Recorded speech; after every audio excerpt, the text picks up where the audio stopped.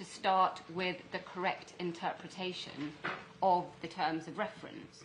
And as you know, as I've already said, we say that the clear and unqualified terms in which the RMB requirement is expressed, the rationale for that requirement, and the way it is being implemented in practice all mean that the threshold for departing from it is high.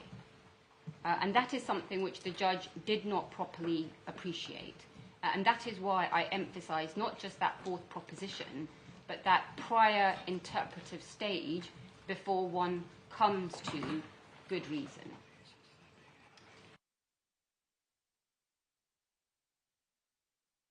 Is the final arbiter of what a policy means.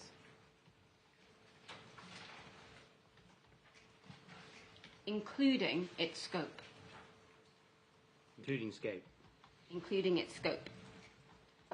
And the meaning to be given to a policy statement is what a reasonable and literate person's understanding of the document would be.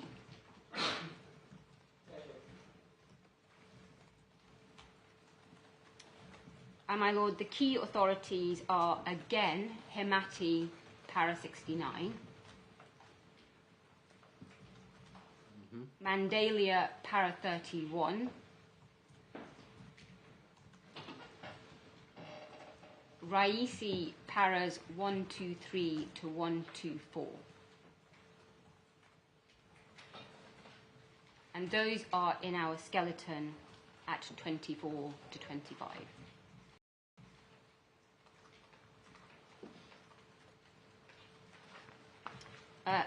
The final proposition is that there is no general principle that when the court interprets a policy, it must always start from the presumption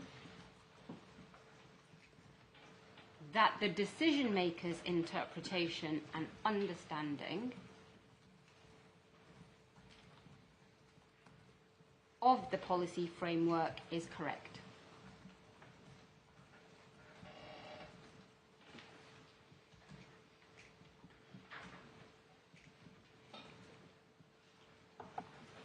That's very precise. I mean, just the framework.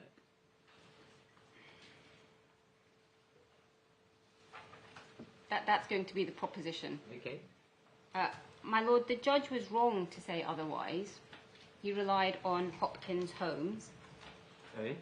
He relied on Hopkins Holmes. Yes, indeed. And I'll come to obviously go through the judgment, but just for the court's reference, that's in the judgment at 175 to 176. And we say that he was wrong is shown by, again, Hemati, para 69, Mandalia, para 31, and a short extract from De Smith, which I hope you've received. Thank you. Paras 5, 191 to 192.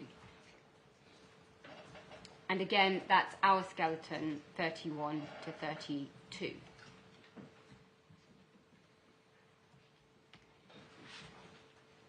So with that, could I ask the court to please have a look at some of those authorities? Could we start, please, with Hemati, which is 2021. It's in the authorities bundle 2, and it's tab 21. Help me if you could give electronic page references. So 801, I hope, my lord, will take you to it. 801.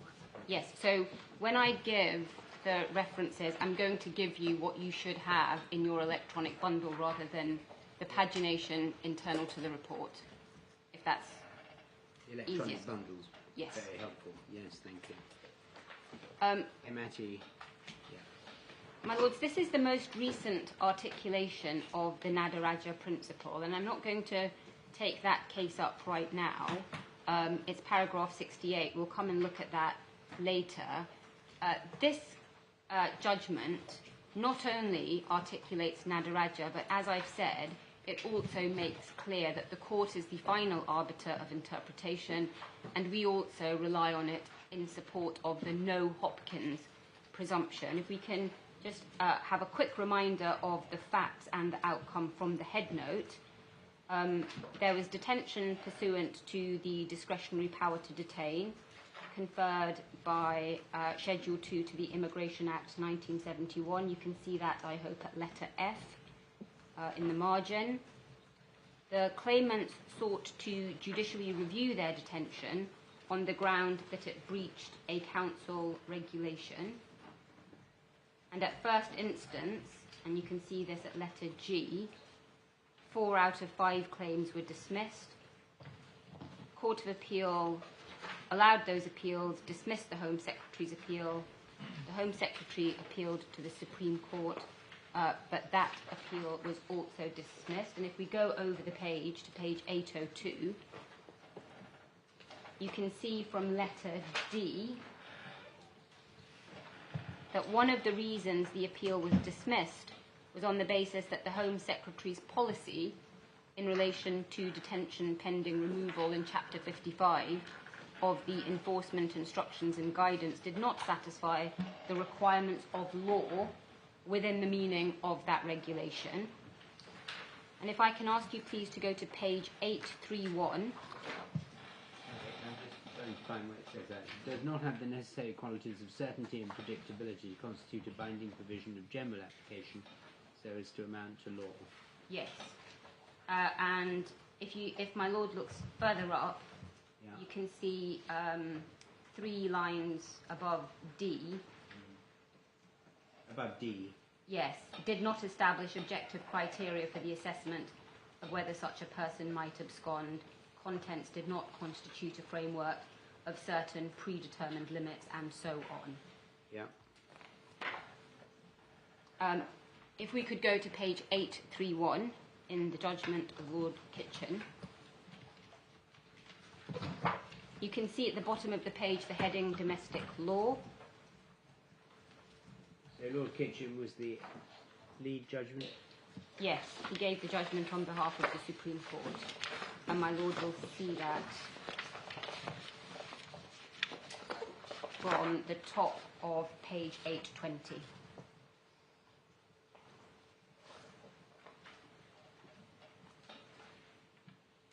Yes, everybody agreed with him. So page 831, para 40, is where the description of domestic law starts, and we can see within that, on page 832, para 43, a description of the policy. So that's chapter 55, which we saw referenced in the head note. And then if we can just turn on to page 834 and paragraph 50, you can see there that Lord Kitchen says, and he accepts that the executive must follow the stated policy unless there are good reasons, good grounds for... Sorry, I'm not with you. Where are you reading? Paragraph 50, my Lord. 50, yeah. Page 834. First sentence, yeah. Yes, exactly. Thank you. So he said that, and then he goes on, and you see this over the next several pages. He analyses and interprets the chapter 55 that we saw of the policy. And that is the analysis that was in the head note as to whether or not it satisfied the criteria and requirements of the regulation. Is this a type of policy matter? I mean, this is a public-facing, published policy in this case, is it not? Yes. Yes. This was not in our case. No, I'm going to show you an example. Mandalia is an example of a policy that was not published, and in my submission, for the propositions that I have given you, there is no difference. And in particular, I'm showing you this case, as I said. So just to be clear, your submission is there is no difference, that even in terms of context, the court would not regard a policy of the kind we're dealing with here is different from a published public policy for the public at large, immigrants at large in this case, from something as very narrow as the Ravec policy as a reference we're concerned with here. I'm just interested to know what you say. I mean, my Lord, actually, one might have thought that the court would anyway look at the context in which the policy was published, right? yes, but in my respectful submission, the principle that the court is the final arbiter is not different. That is my point. Oh no, as to the final arbiter of what it means. Exactly Yes, so, my absolutely. Lord. Exactly so. I'm not sure that's in contention. Well, except for the Hopkins presumption point. Okay, well, we're going to come to And we're going to come to that. And as I said, I'm showing you this in part. You will have appreciated that this is a few years after Hopkins Holmes. Yes. Hopkins Holmes was 2017, this is 2021. I'm showing you this in part to show you what the Supreme Court did when faced with a policy that had interpreted it, and I'm going to just show you a few other passages to make good my point that this doesn't support the Hopkins Were presumption. they asked to consider Hopkins in this case? No, interestingly they weren't. Nobody even cited it.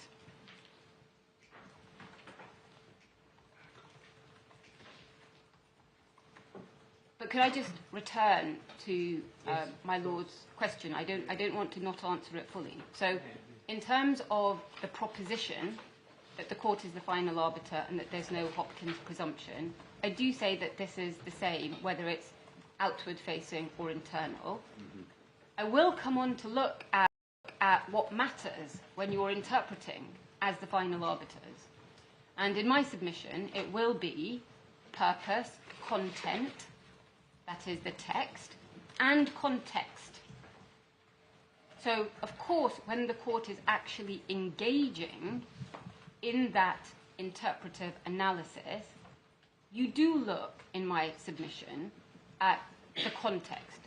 And that can include outward-facing, internal-facing, and so on.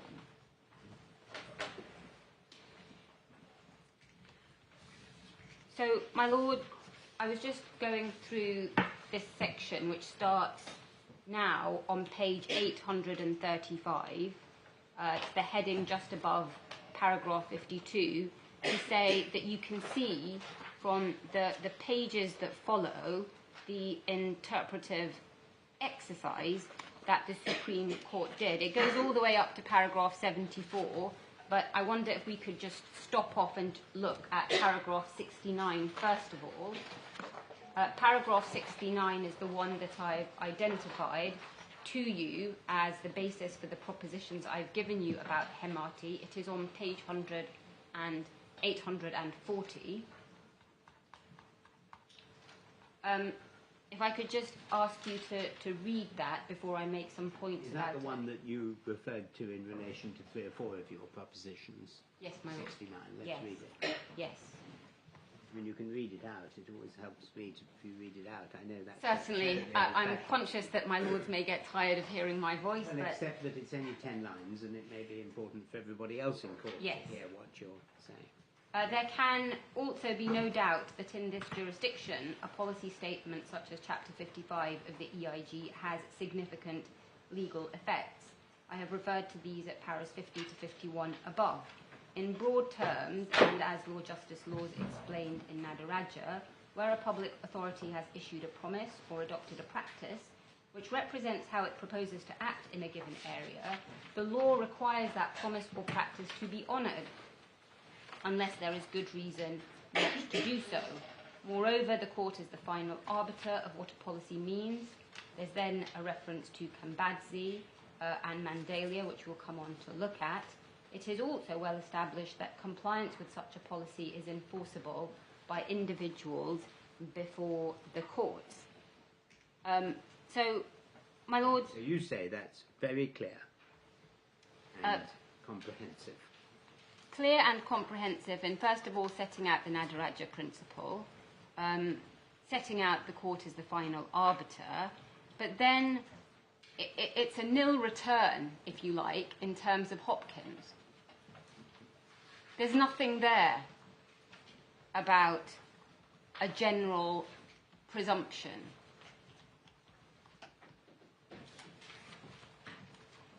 And this would be the sort of case to say it, because it's an immigration case. And as we'll come on to see, the respondents say that planning and immigration are examples of where the presumption that they rely upon bites. So nothing here.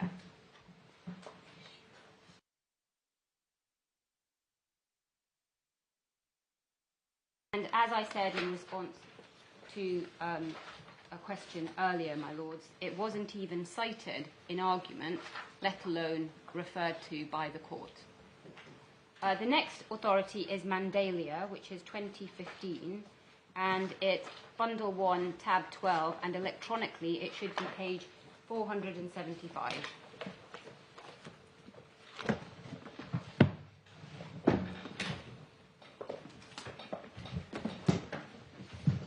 This is earlier, isn't it?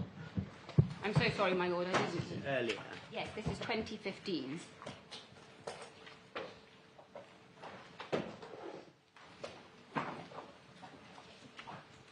And again, just as a reminder, I'm citing it for court being the final arbiter and also the no Hopkins.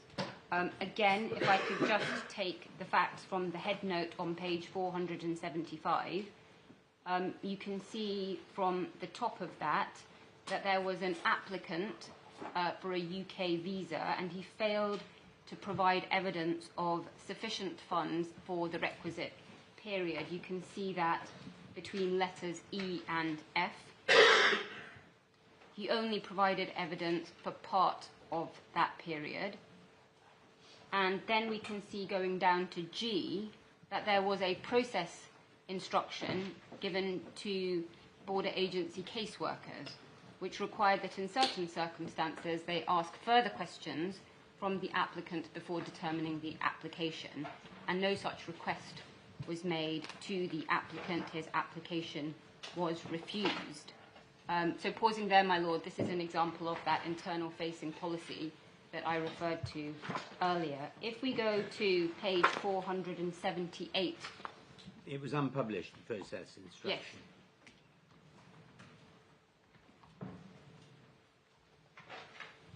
Yeah, sorry, which page? Page 478.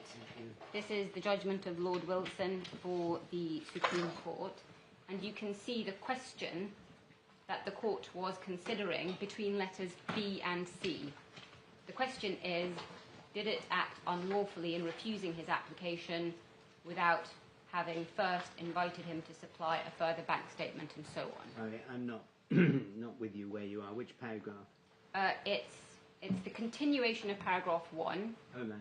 And it's page 478 between letters between B and C. Sorry, Yes. I thought you said D and E. Yep, got it.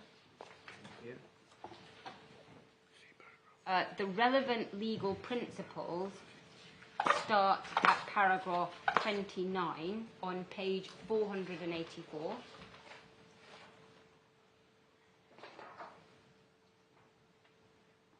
And you can see from the top of page 485, and again it's between B and C, that Lord Wilson refers to the applicant having the right to determination of his application in accordance with policy.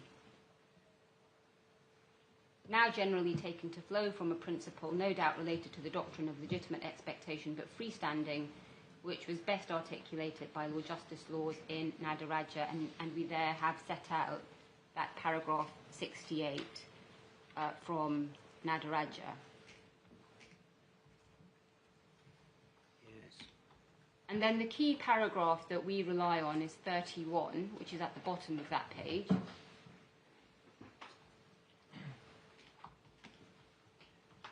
And if you could have a look between letters G and H, please. Yes. Lord Wilson says that the Secretary of State does not say there were good reasons for not following the policy, but that properly interpreted the instruction did not require the caseworker to alert the applicant. And he then says that the search is for the proper interpretation of the process instruction. You see that at the bottom of the page. No more and no less, he says. Indeed, in that regard, it is now clear that its interpretation is a matter of law, which the court must therefore decide for itself. And over the page, previous suggestions that the court should adopt the Secretary of State's own interpretations of her immigration policies, unless it is unreasonable, made, for example, in Gangadeen, are therefore inaccurate.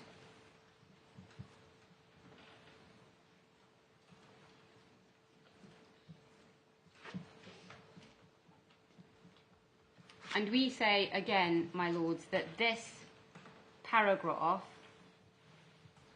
shows that the respondent's reliance on Hopkins as creating a presumption of general application is not a good one.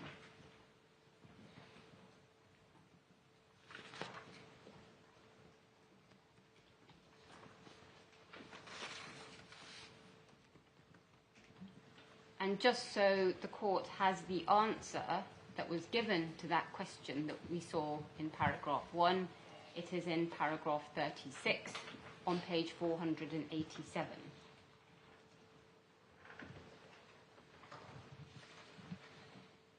And you can see that the conclusion reflects the fact that the Supreme Court interpreted the policy for itself and said that the process instruction obliged the caseworker first to have invited Mr. Mandalia to repair the deficit in his evidence. My lords, this case illustrates the point that procedure may in itself provide a benefit, because the right to file more evidence in this case, in Mandalia, was part of the procedure, but it was also a benefit. And similarly, we say, in the present case before this court, that the need for an RMB assessment is part of Ravec's procedure, but also a benefit. And that is relevant when we come on to look at the good reason part of the analysis. Do you think it could be said against you that you're trying to put public law into a very inflexible series of boxes, which the judge at paragraph 178 and following declined to do in this case because of the context, and he made that criticism effectively of your submissions below. I mean, the cases you've shown us so far are all immigration cases with policies that apply to, even if not published, apply to hundreds of thousands of people, and a process in immigration does have to be fair. All processes have to be fair, but the processes don't necessarily have to be the same in every type of case, because fairness is not put into little self-contained boxes.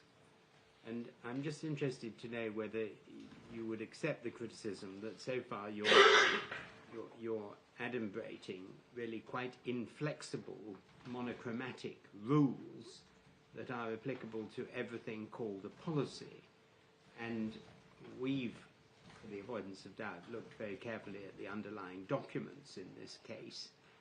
And the so-called policy is, in fact, called terms of reference. Yes. And is quite short and not the same, anyway, as many of the immigration policies many of us have had quite a good opportunity of looking at. What do you say about applying these sort of tightly drawn principles in this situation? My lord, I would not accept that criticism if it were to be made. And the reason for that is I don't accept the characterization that what I've described to you are tightly drawn boxes. What I've described are principles or propositions that guide the way the court should approach this particular case, involving, as it does, the interpretation of a policy. I entirely accept that each policy will be different, and what it requires in terms of the court's consideration will be different. And I am going to come on to look at what, on the facts of this case, I accept you should be looking at. Contrary to the characterization in the judgment, I am not pressing on you a mechanistic, literal interpretation.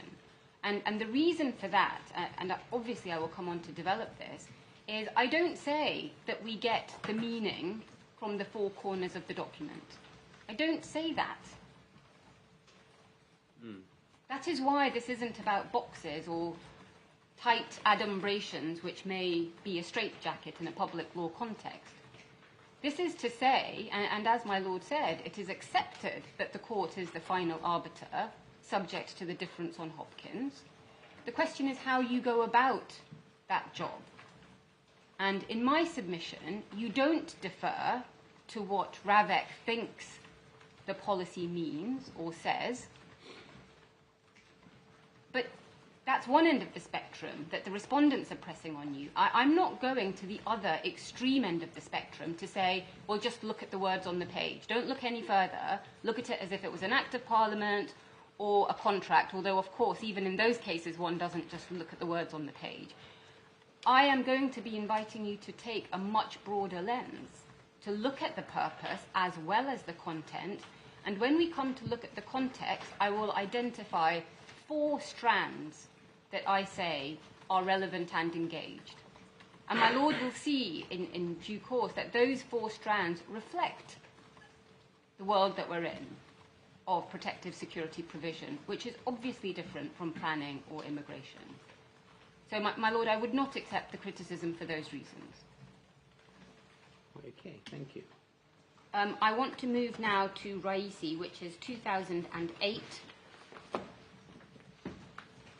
And it is Bundle 1, Tab 6. It's page 224 of the electronic bundle.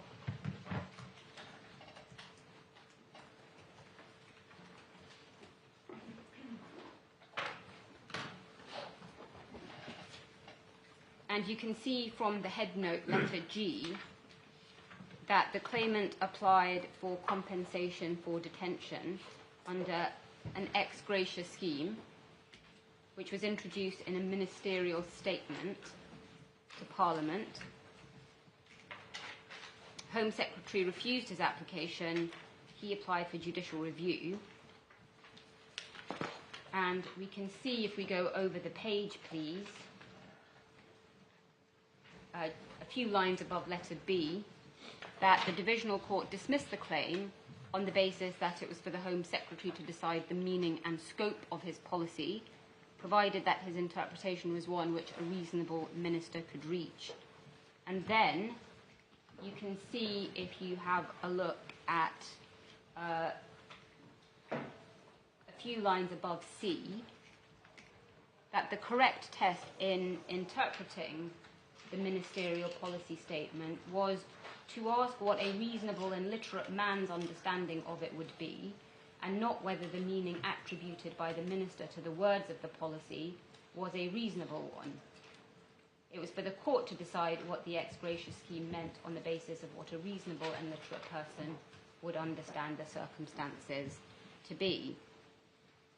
And could I just give you, for your note, that the statement is at paragraph 4 on page 231, and it makes clear that there was no underlying statutory provision in that case.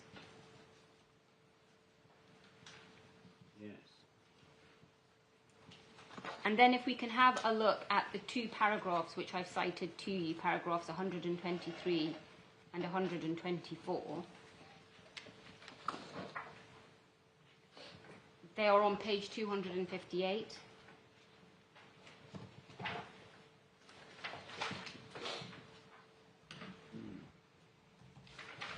And in 123, you can see that the Court of Appeal say we shall use the ex parte web text, whilst accepting that it could be worded in a more modern way. That text that they have referred to is in paragraph 108, which is on page 254.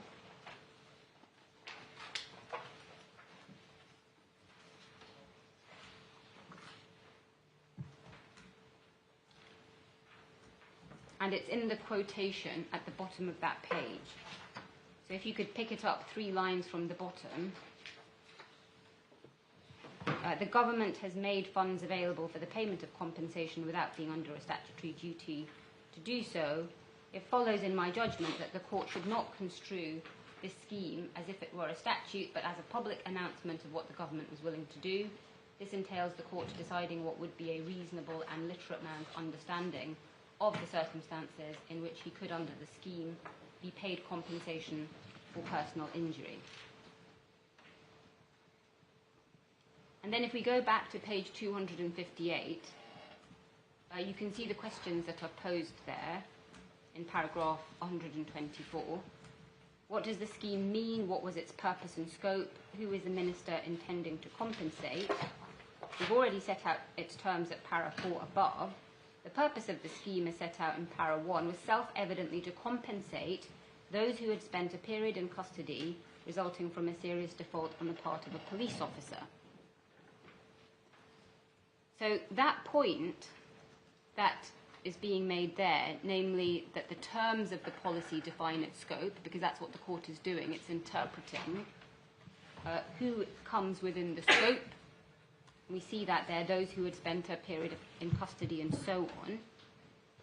That is evident from the observations of Lord Steyne in the McFarlane case, which is set out earlier in the judgment on page 256. So if you go to 256 and have a look, please, at letter G, this is the quotation from Lord Steyne, who was dissenting in that case.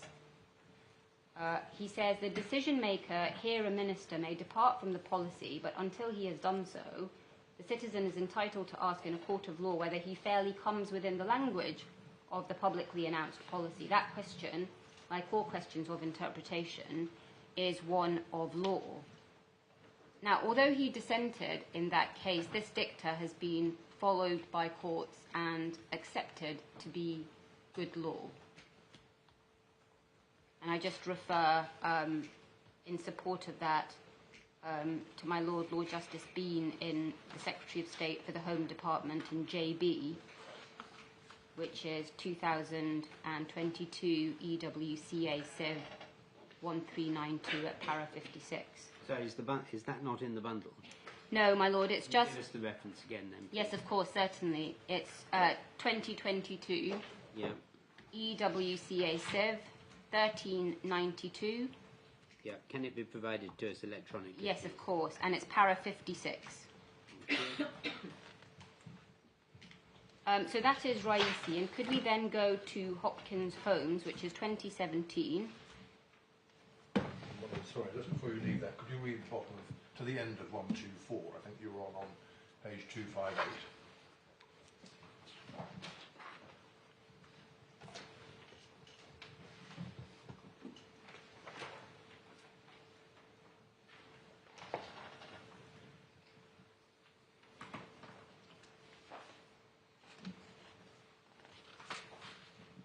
Thank you.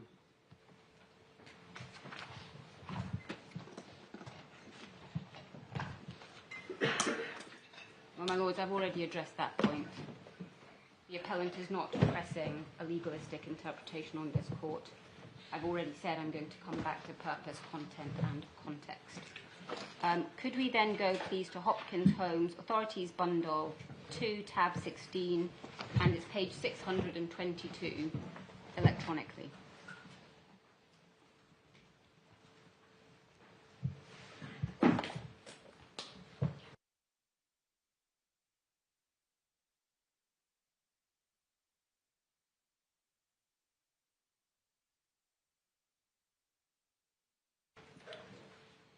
The respondent relies on this for paragraph 22, which is the uncontroversial proposition that a policy is not to be interpreted as a statute or a contract. I've already shown you language to that effect.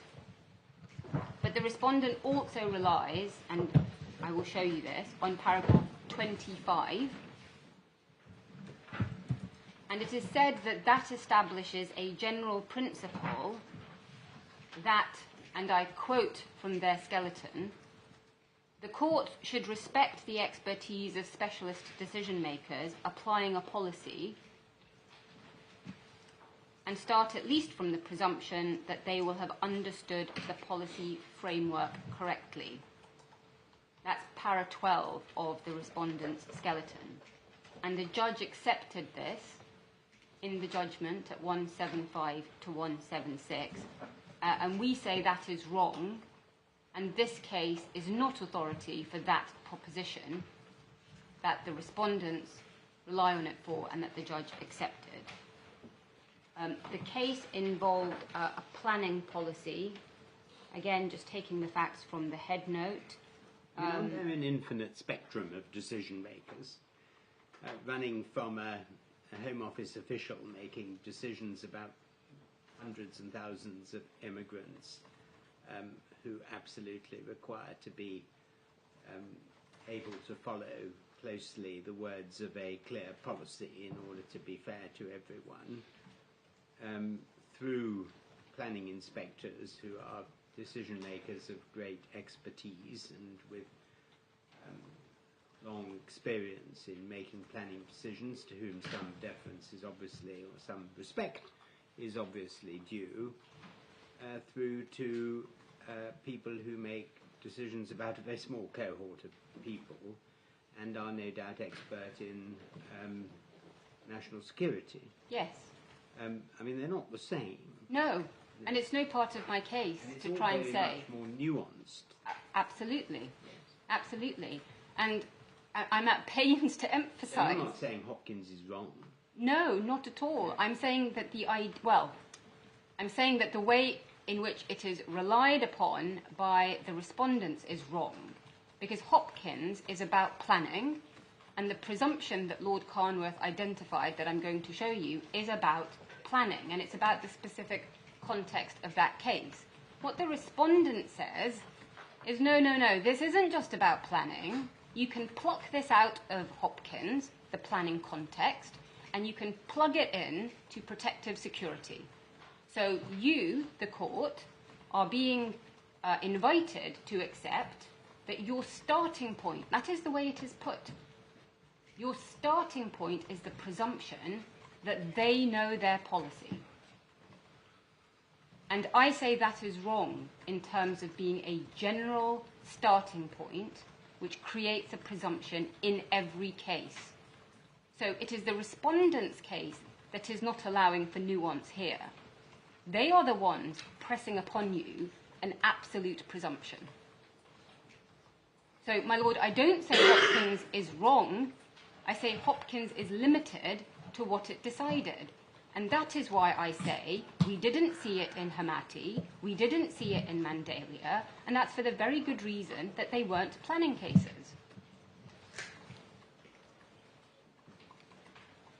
But, I mean, the question of whether it's applicable, in other words, something similar is applicable, is a matter for the court in every case. Yes, as part of context, absolutely.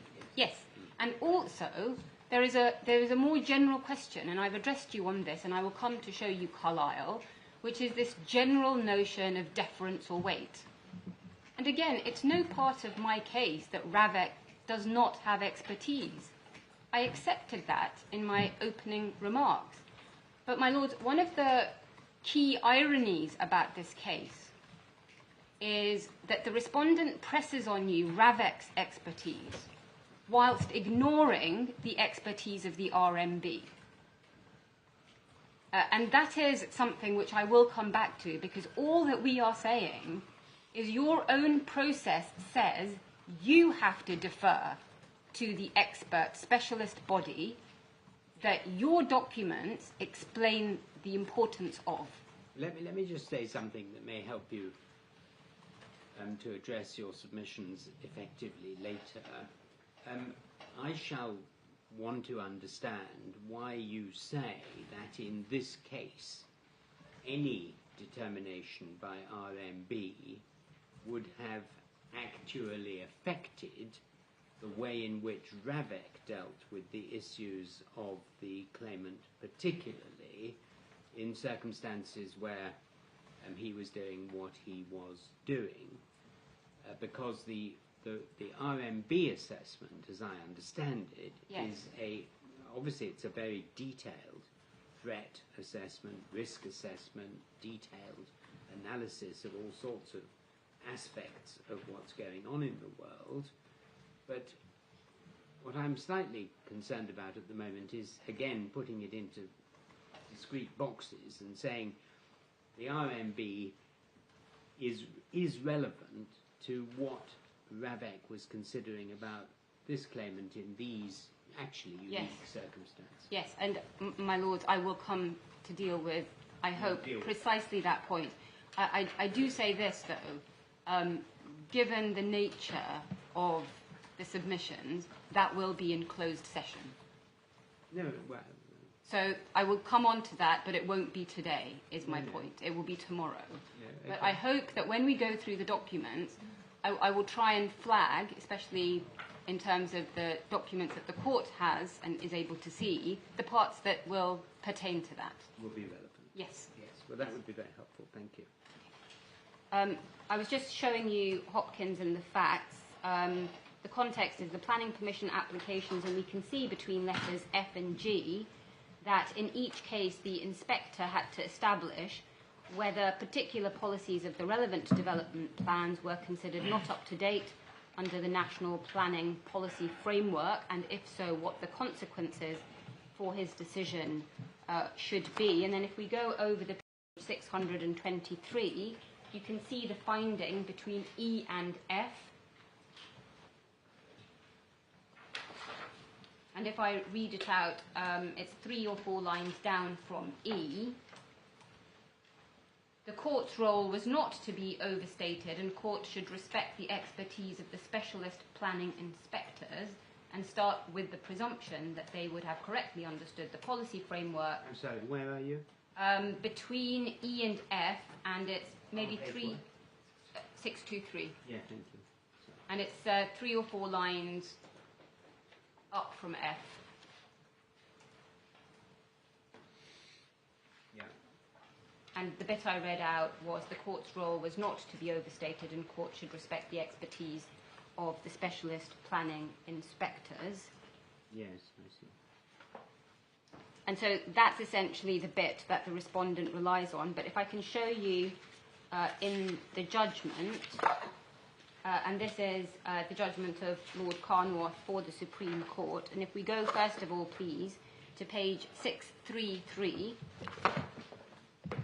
and you can see, I hope, at the bottom of that page, law and policy. Paragraph 22 refers to the correct approach to the interpretation of a statutory development plan. That's Tesco. That's then set out over the next page, and page 634, para 24. He says, in the first place, it is important that the role of the court is not overstated.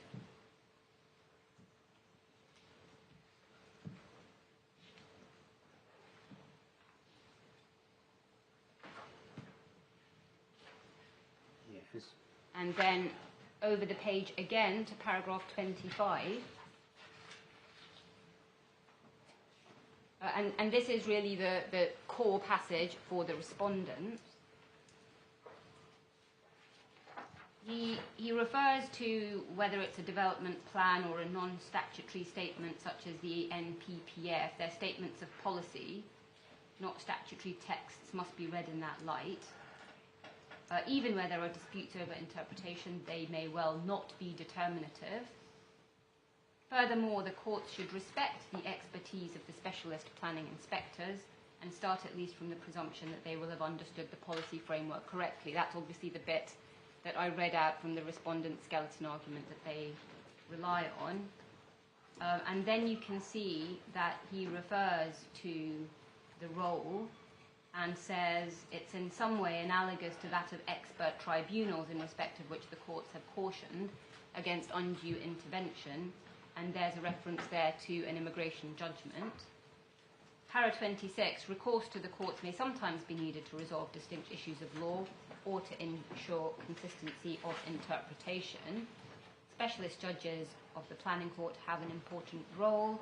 And then at the end of that paragraph, you can see there that he draws a distinction between issues of interpretation of policy, appropriate for judicial analysis, and issues of judgment in the application of that policy, and not to elide the two. So as to those two paragraphs, we make 3 points. They're in our skeleton argument at 32, but if I can just summarise.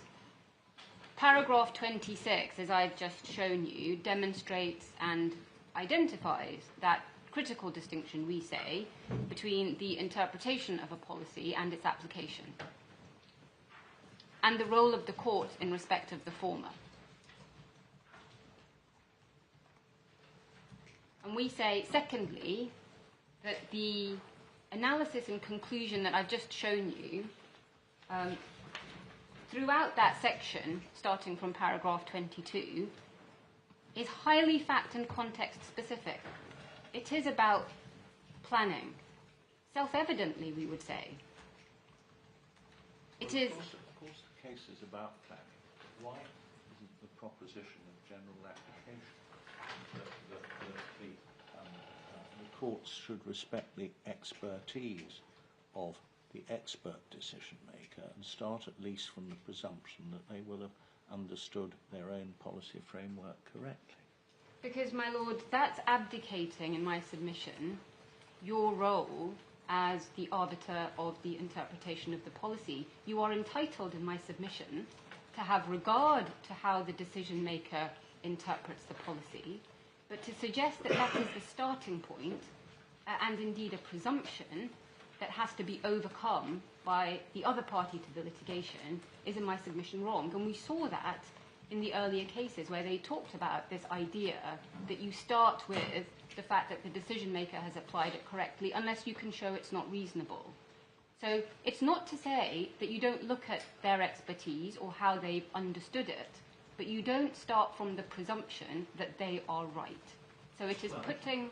You don't start from the presumption they're right as to the interpretation if it said they're wrong. Yes. Because that's for the court. Yes. But don't you start from, if not a presumption, a certain level of respect, depending on the nature of the decision maker, Yes. or the expertise of the decision maker? Yes. Yes. Yes, I entirely agree with that. Yes.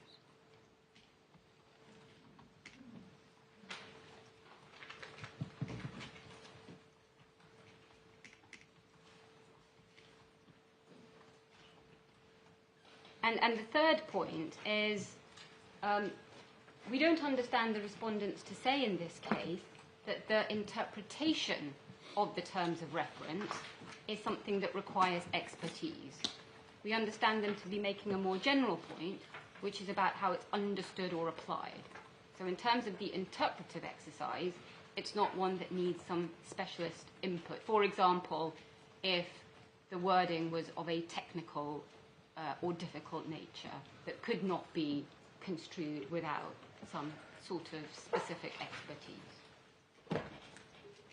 The next authority is De Smith. And can I just check whether the court would be assisted with a hard copy of De Smith?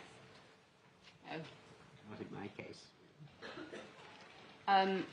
My lords, this relates to Hopkins and that sixth presumption.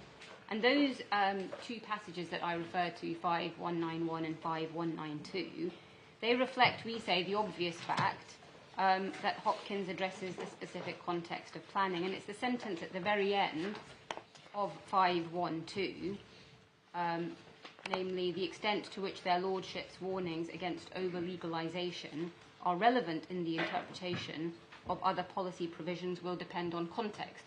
But that is really the short point. The extent to which you can take Hopkins and apply it is contextual, and we say that context isn't here. But again, De Smith does not suggest that there is some kind of Hopkins presumption of general application and does not therefore support either the respondents or the judge's interpretation. It's just the last sentence, isn't It is just the last sentence, my lord. Which is what I think you've been saying to us. Yes, which is why it's edifying to find it reflected in De Smith. I'm not an editor of this book. I am not. I hasten to add, I am not. Sometimes happens. That I've never some been mischance accused of the- citing my own academic work. Not to my knowledge, anyway. My lord... You can do it, but you just have to be a little self-effacing in doing Yes. so. Yeah. Yes. Could I ask you, please, now to go to Munjaz? Yes. And this is authority for the second proposition I gave you regarding the standard of review, for good reason. It's bundle 1, tab 2, and it's page 18, and I'm asking you, please, to have a look at the Court of Appeal first. And we'll go to the Appellate Committee afterwards. If we can just, again, take the facts from the head note. Starting right at the top, guidance in the code issued by the Health Secretary under the Mental Health Act 1983. The subject matter was the use of seclusion for detained psychiatric patients. And we can see a summary of what the code included at letter F. And the facts of Mr. M's case are then set out. We can see that one of the points raised was that the hospital's seclusion procedure departed from the code in a number of ways. Can you just see that by letter G? And then the facts of S's case are over the page. And if I could ask you to keep going to page 20, paragraph 3. And we see there that notes the guidance relating to seclusion in the Code of Practice was statutory guidance. And then a little bit further down, just above H, hospitals should observe it unless they had a good reason for departing from it in relation to an individual patient or a group of patients. And then if we go to paragraph 5, which starts at the bottom of the page and goes over, you can see that in Mr. M's case, the Court of Appeal held that the seclusion under the hospital policy was unlawful because there were no good reasons for departing from the code.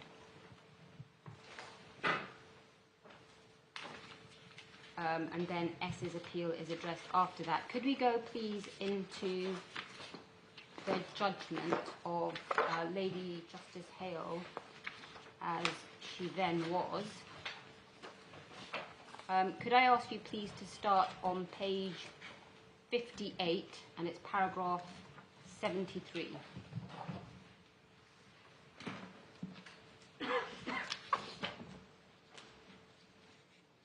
My Lords, will see the heading further up that page, that this paragraph is in the section addressing the status of the Code of Practice. And paragraph 73, the second and more difficult issue is the weight which those to whom the code is addressed must give to its contents. Code is prepared for the guidance of doctors and others.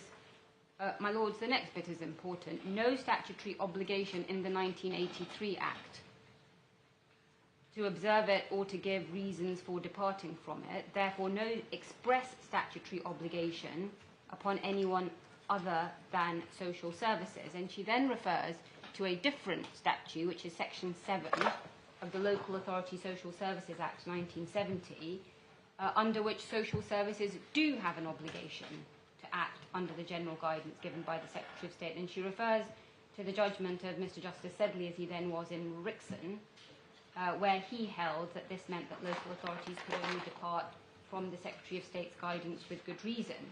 She then describes what the first instance judges in that case did. They proceeded on the basis that, having considered the code, a hospital was free not to follow it unless to do so would be Wednesbury perverse.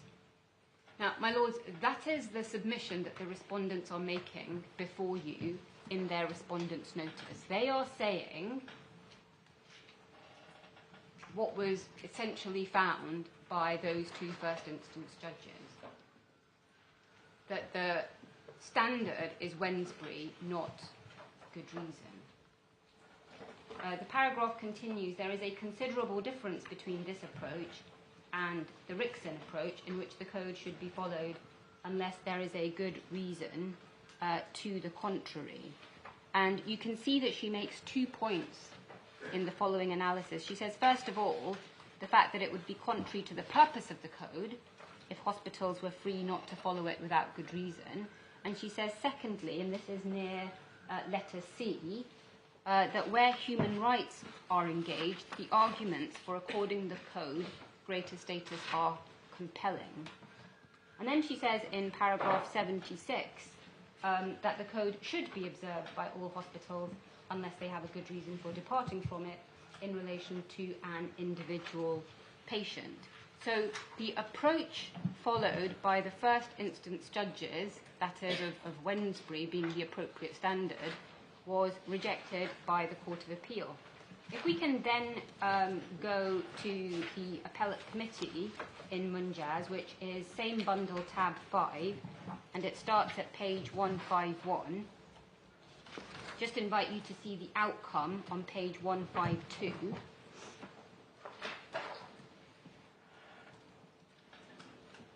And then note paragraph 2 in between letters C and E. Code did not have the binding force of legislation and was guidance rather than instruction, not mere advice, and should not be departed from without cogent reasons, which should be critically scrutinised by the court. And then the remainder is applying that. 191.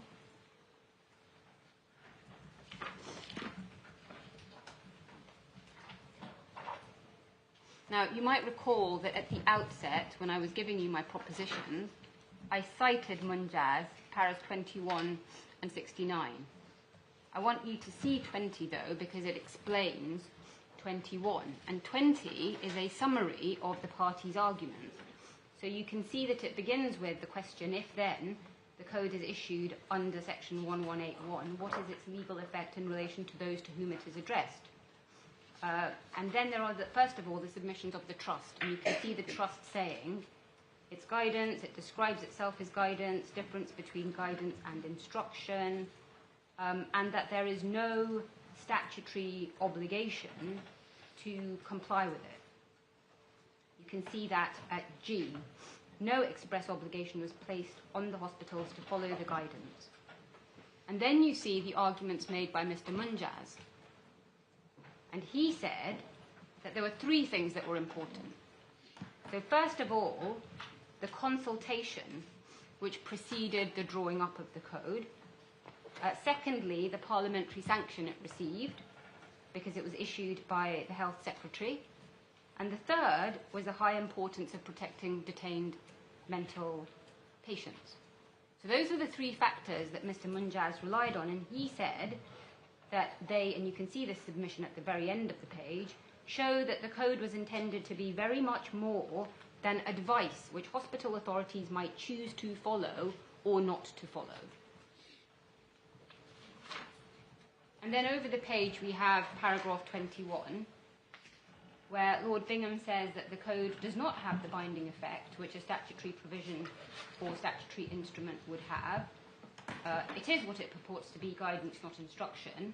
But the matters relied on by Mr. Munjaz show that the guidance should be given great weight. Much more than mere advice, which an addressee is free to follow or not as it chooses, should be considered with great care, and from which it should only depart if it has cogent reasons. And then right at the end of that paragraph, in reviewing any challenge to a departure from the code, the court should scrutinise the reasons given by the hospital for departure with the intensity which the importance and sensitivity of the subject matter requires. And then can I just show you paragraph 69, Lord Hope.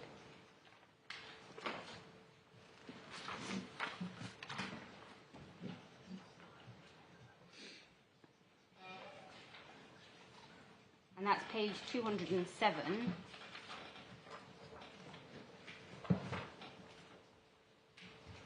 And you can see there that he agrees with Lord Bingham, and the clearly, logically and convincing comes from this paragraph.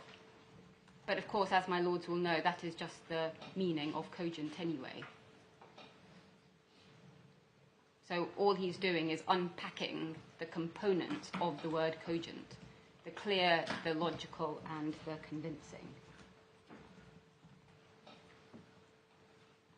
And then he goes on to refer to Parliament's expectation that the code would be followed unless there are cogent reasons for not doing so.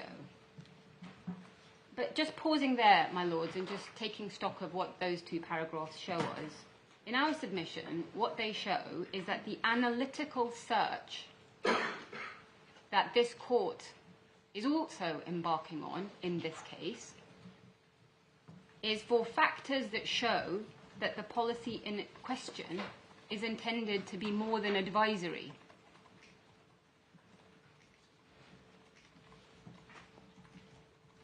And where that line is crossed, where the court concludes that this is something that is more than advice, that is where the need for cogent reasons and judicial scrutiny is engaged.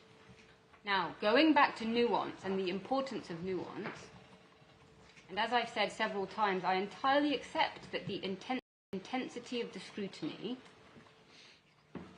it may be more or less intense, depending on the subject matter. But the critical point is, you do need the cogent reasons.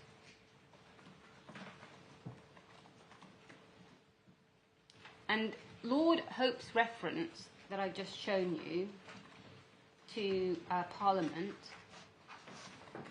that in our submission is not restricting the statement of principle to cases where Parliament has such an expectation. That is the factual basis in that case for finding that the policy was intended to be more than advice.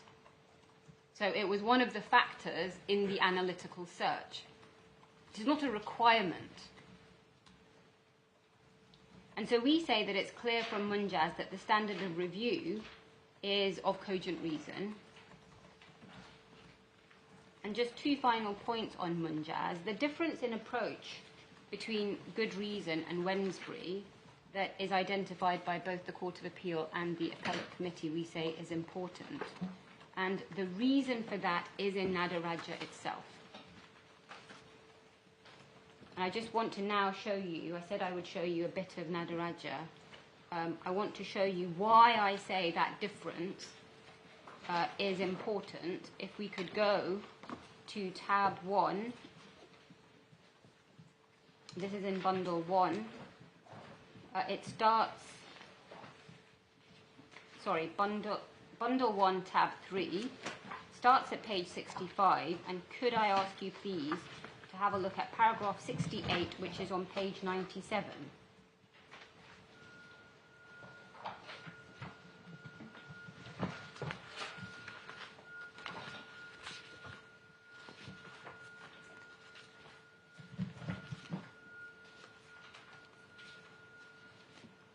My lords will see at the start of paragraph 68 the proposition which I've already given you, and we've seen it in Hamati. But it's the bit which begins, what is the principle behind this proposition, that I want you just to look at, please. It is not far to seek. It is said to be grounded in fairness, and no doubt in general terms that is so. I would prefer to express it rather more broadly as a requirement of good administration, by which public bodies ought to deal straightforwardly and consistently with the public. In my judgment, this is a legal standard which, although not found in terms in the ECHR, takes its place alongside such rights as fair trial and no punishment without law.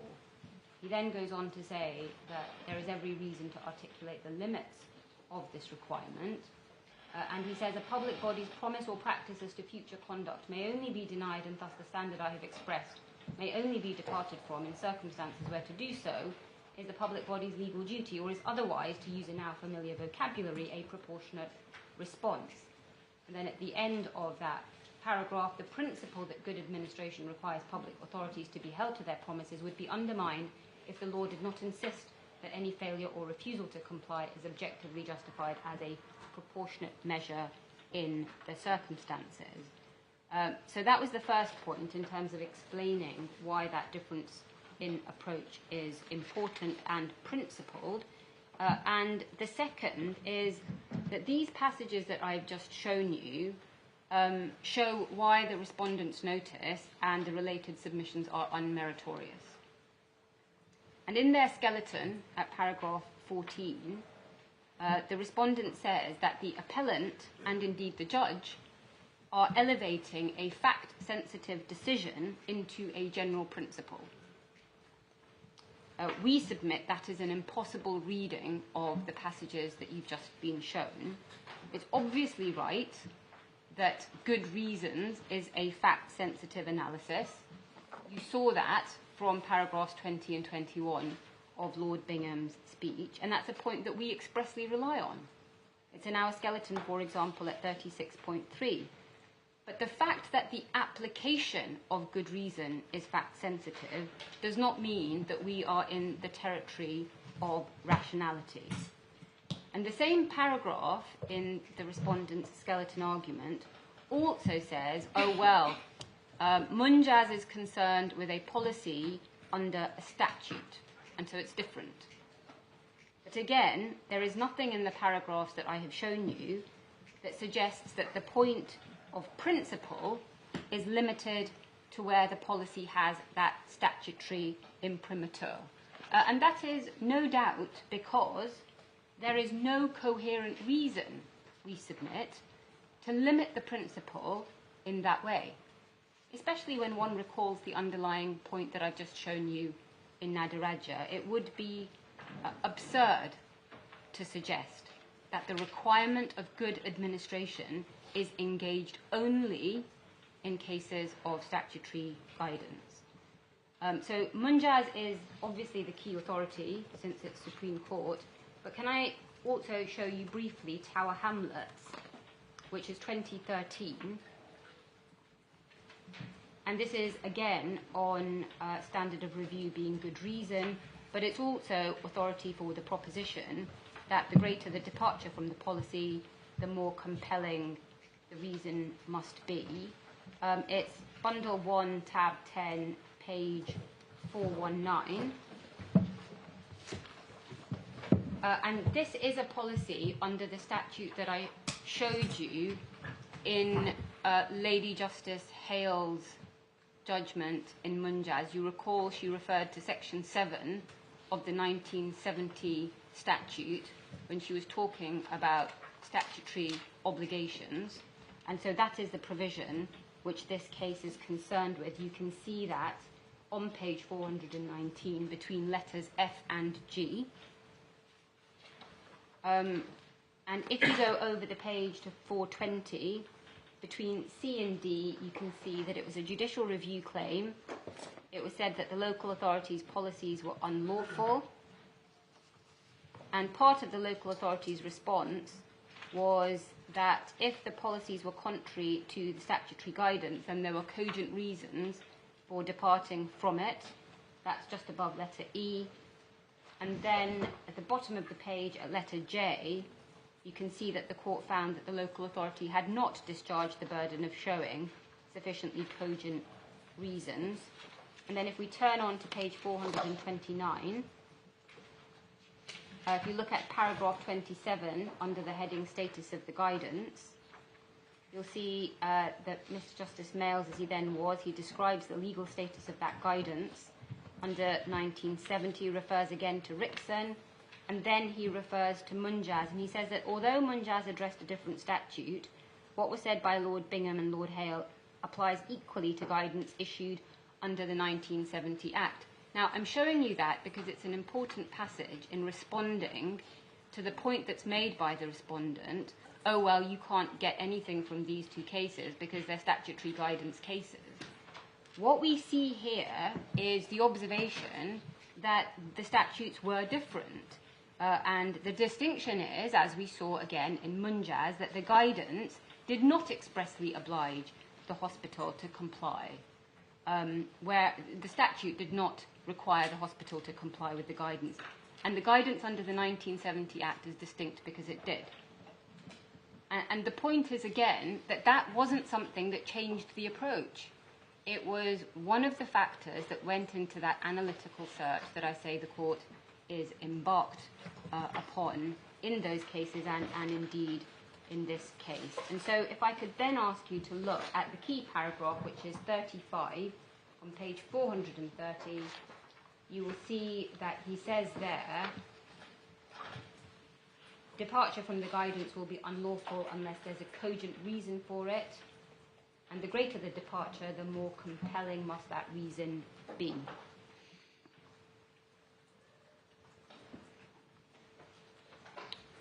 The next case is HZ, which is bundle 2, tab 28, and page 1047.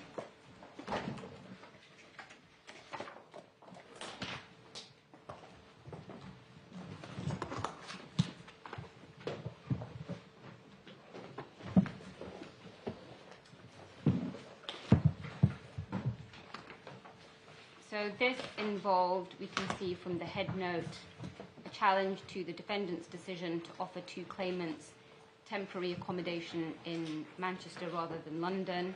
You can see the grounds of challenge from page 6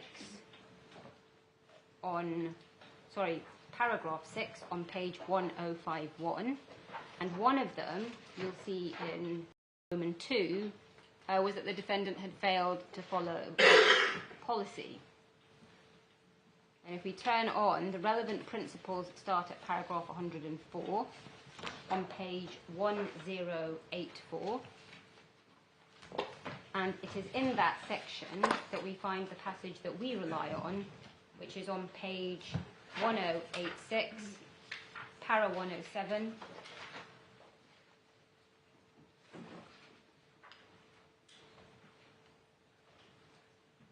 And it's that last sentence in particular. Certainty with which a policy is expressed may be relevant to the questions of whether the defendant has in fact departed from it, and if so, whether or not there was good reason to do so.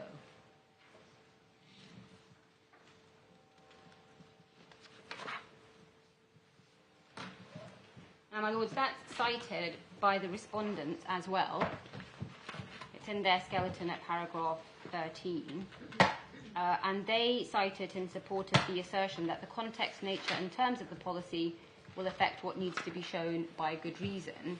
They then later in their skeleton at paragraph 26 make a submission where they say, and I quote, where there is no dispute that D is entitled in law to depart from the terms of reference, and it goes on, it is impossible to understand the assertion, they say in our skeleton at para 34, that there was a legal error in the judge accepting that D had a discretion to depart from the terms of reference. Now, I will deal later with interpretation, but can I just make 2 points on that submission in the respondent skeleton now? First of all, the appellant submits that the judge erred in his construction or interpretation of the terms of reference insofar as he held that the terms of reference themselves or itself gives Ravec the discretion. We say that is an error of interpretation, because properly interpreted, when you look at that document, it does not contain, even when put into context, that discretion.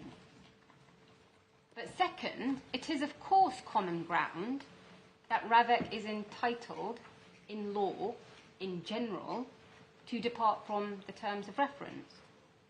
But the reason why that interpretive exercise matters is, as I've said, the terms of the policy are going to influence what is to be regarded as a good reason. Because as we've seen in both Tower Hamlets and now in HZ, that the certainty with which the policy is expressed is relevant to whether or not there's a good reason. for the departure, and as we saw in Tower Hamlets, the greater the departure, the greater the need for there to be reasoning explaining it. So it's not good enough just to say, well, we all agree that you can depart from a policy, so why do we need to spend all this time looking at what the policy means? Why can't we just go straight to whether or not there was a good reason? The reason is that analysis of whether or not there is cogent reasoning supporting the departure has got to be assessed by reference to the certainty of the policy and what it says and what it means. Begum is the next one, and my lords, this relates to the second proposition in the sense that it is relied on by the respondent in support of the proposition that the standard of review is Wednesbury. And we submit that the respondent's reliance is based on a complete misreading of the judgment, since it is one of the respondent's cases, other than flag for you that we have made our points on Begum in the skeleton at paragraphs 53 to 62. I'm not going to turn to it in opening. I will deal with it in reply if I have to. The court has our submissions in those passages. And so the last authority to show you is Carlyle. And this is about weight or deference. It's Authorities Bundle 1, tab 13, page 488.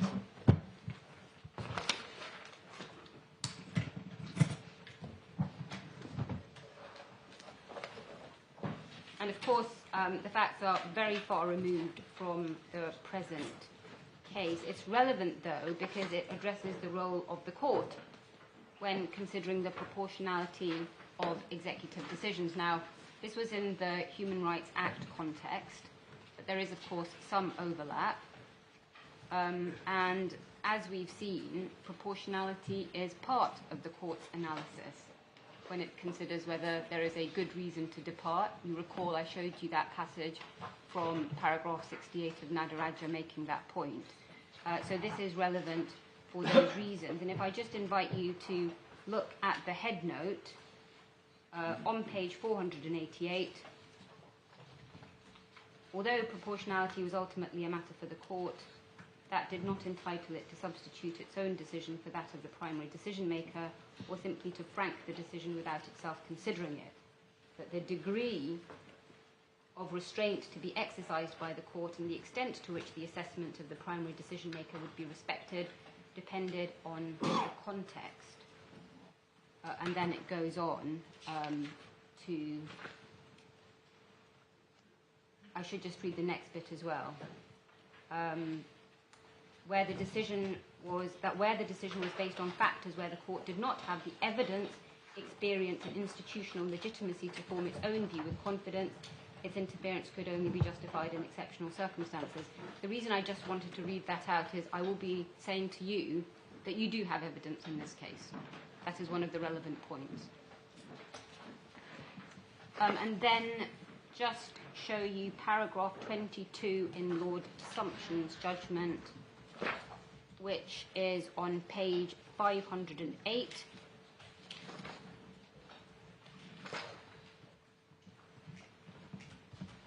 And it's the bit around letter B.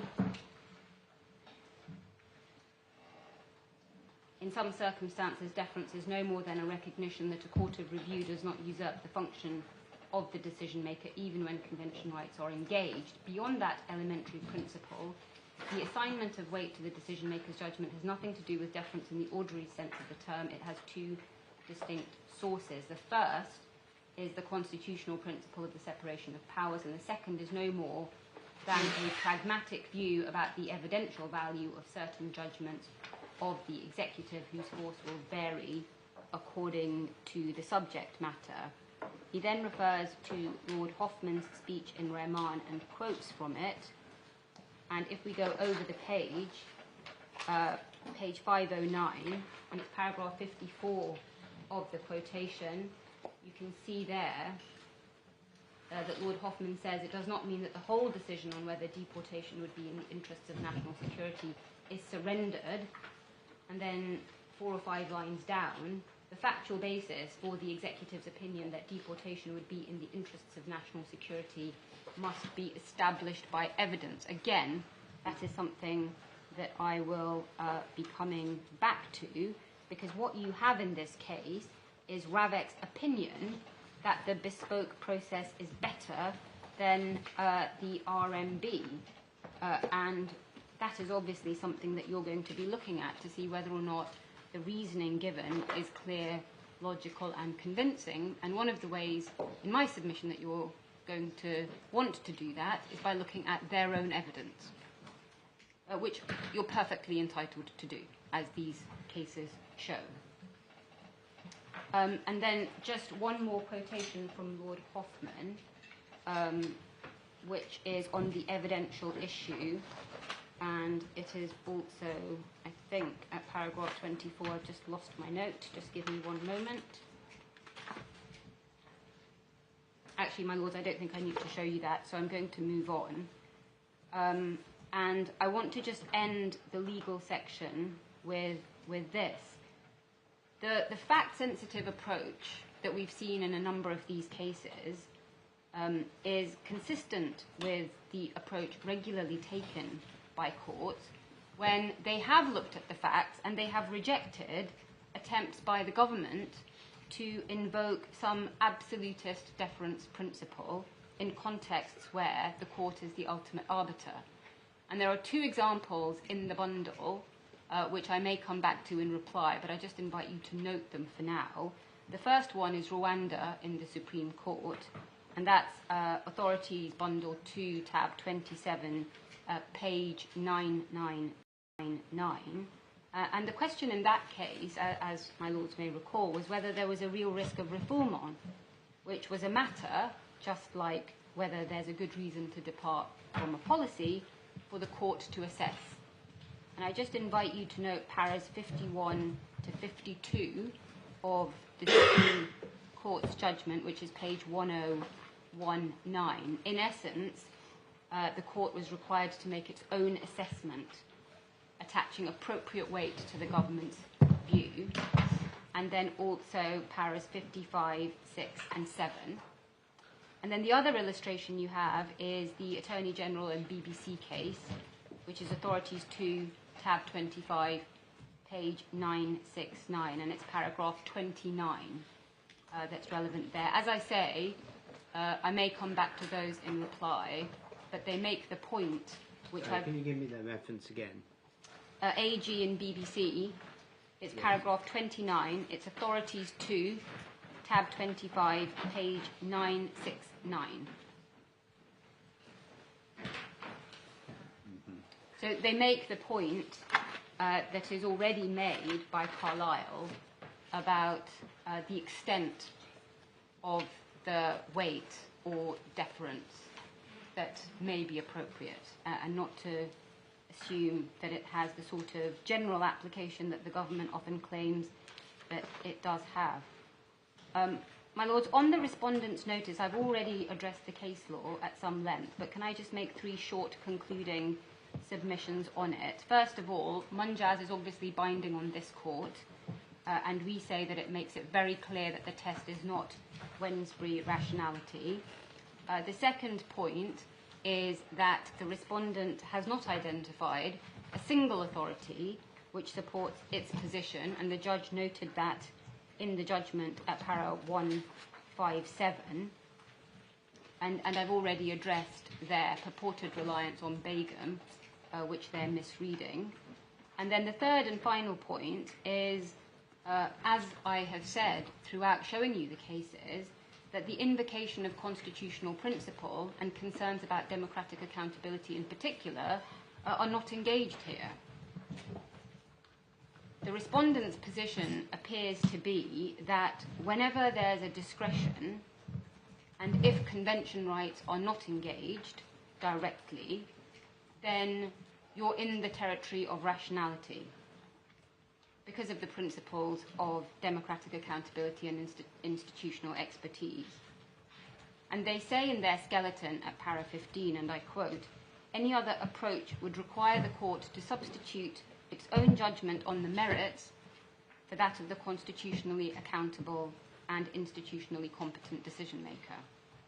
And we say that's a very, very far-reaching submission, and one that sits uncomfortably with the fact that there are many contexts where this court will be required to consider whether the executive has satisfied a particular standard on a more hard-edged basis than rationality. Obviously, good reason is one, legitimate expectation is another. That doesn't mean, as I have now said a few times, that consideration and appropriate respect won't be given to the expertise of the decision maker. But the good reason threshold has still got to be looked at on the facts to see whether or not cogent reasons have been given. And we say that that provides an answer to the respondent's submission that a rationality standard is required because it has built into it the ability to take into account a spectrum of contexts. That is what they say in their skeleton at paragraph 15. That's not a good explanation because obviously good reason has exactly the same sort of fact-sensitive spectrum built into it. And then they say finally at paragraph 16, well, we all understand what a rationality review entails, so we should apply it for that reason. And we say, well, we know what the cogency test involves. I've just shown you that. That is also clear and well established. And the problem, and in our submission, the reason why the Wednesbury review test is being pressed on you is because the respondents cannot satisfy good reason. They cannot satisfy cogency, and that is why they are submitting that the Wednesbury test is the one that's applicable. Now, with that, can I turn, somewhat later than I had hoped, to ground 1A and interpretation? Now, can I give you the key paragraphs in the judgment that I'm going to be addressing? 158, 159, 162. Sorry, and I wasn't ready for that. 158. 159. Yeah. 162. 175 and 176. Those are the key paragraphs. Now, in terms of the structure of my submissions, what I want to do is just introduce the key documents, and I may be able to take this quickly if the court is familiar with them. I just want to make sure that you have seen the parts that I want to show you. And then I'm going to flag, as I've been saying, the purpose, content, and context that we say the court should be looking at when doing that interpretation exercise. And I then want to make submissions on what we say are 3 interpretive errors that were made by the judge. In terms of the documents, if I can start there, obviously the court will have the fact that the most important document in this case is the 2017 terms of reference. That was in place when the February 2020 decision was made. And Sir Richard Mottram says that the 2017 version, although less detailed than the 2021 version, does not differ in any significant way in terms of the role of Ravec and its approach to its remit. That's Mottram 1, para 10, supplementary bundle, tab 2, page 37. And as an electronic reference for that. I mean, if you can give me electronic I think it reference. is. I think it's 37. So the page number I give you should always be the electronic reference. In the supplemental or core? Supplemental, and it's tab 2. 37. Supplemental, page 37. Okay, thank you. And my lords know that Ravec has made decisions about the appellant since 2021, and so we submit that although the focus of your analysis is obviously on the 2017 terms of reference, the 2021 terms of reference are plainly relevant in informing your analysis regarding the decision-making process. Both of the terms of reference... I thought we were only concerned with the decision of the 28th of February 2020. My lord, that's correct, but I think it's accepted on both sides that if that's unlawful, then that's going to influence the decisions that were subsequently taken as well. So I don't understand that any point is taken by the respondents as to the fact that there were different terms of reference in play from 2021 onwards. I don't see, speaking for myself, how the later terms of reference can help us as to whether the 28th of February 2020 decision was lawful or not. Well, my lord, it helps in my submission because you're looking at Ravec's process. Looking at Ravec's what?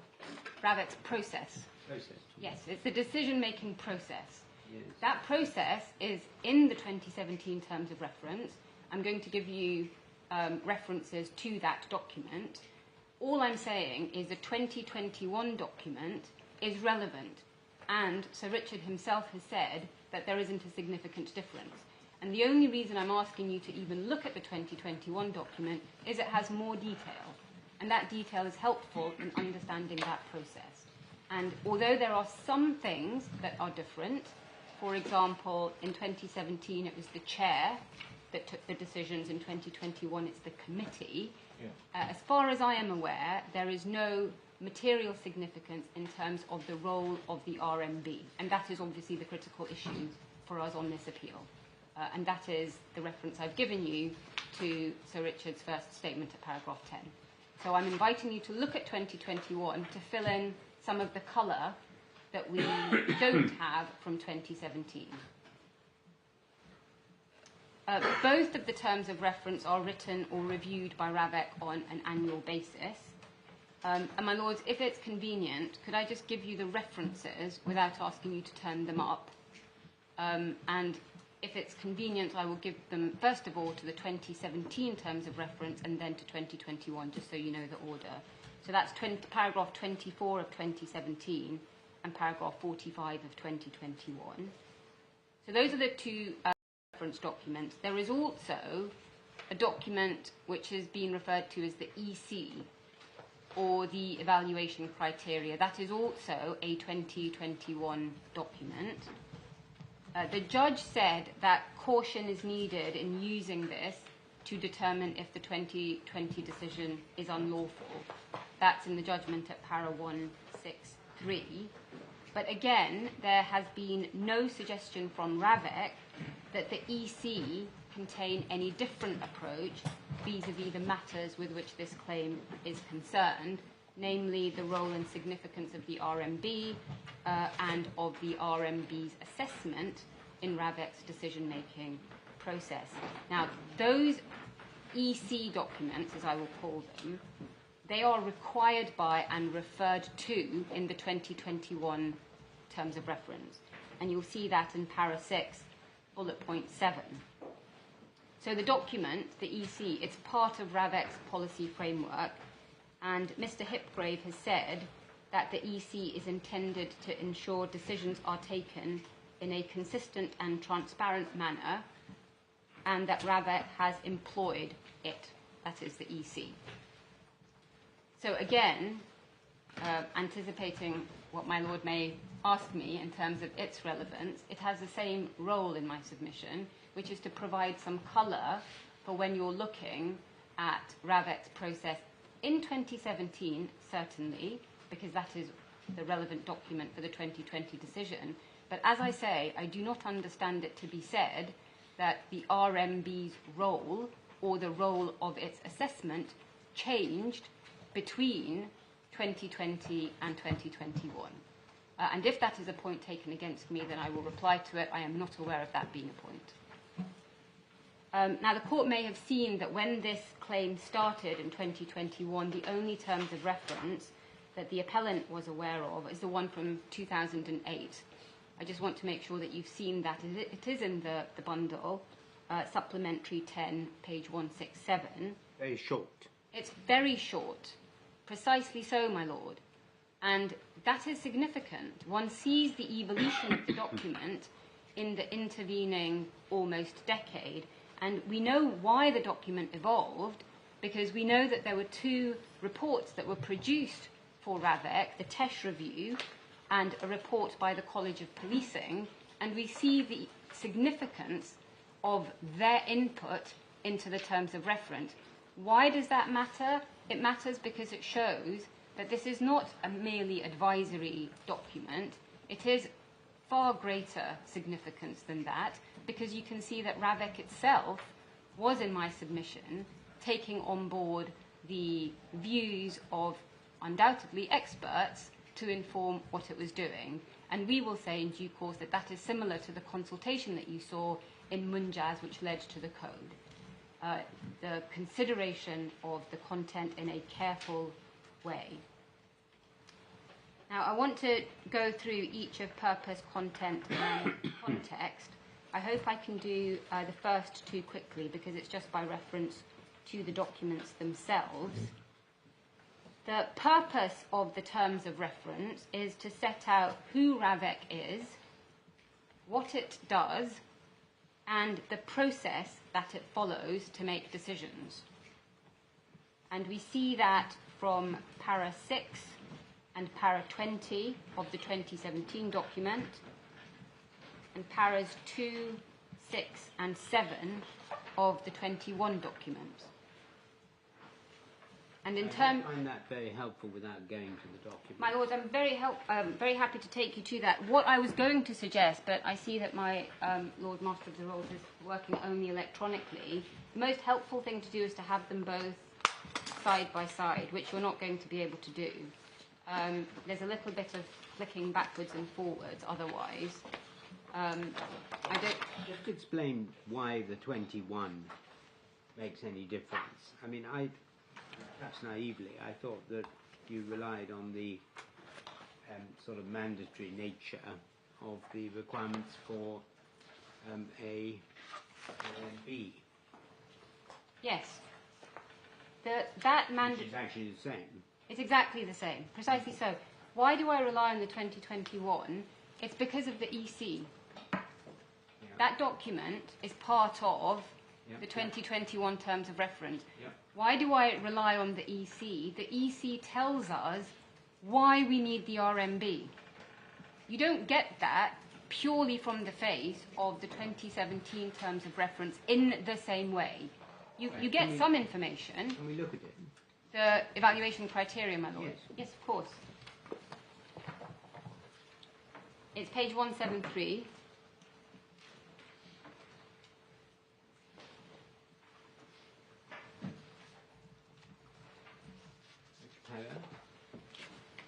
Well, there are a number of paragraphs that I want to show you about this, but perhaps the most critical, if you go to paragraph 5 on page 174,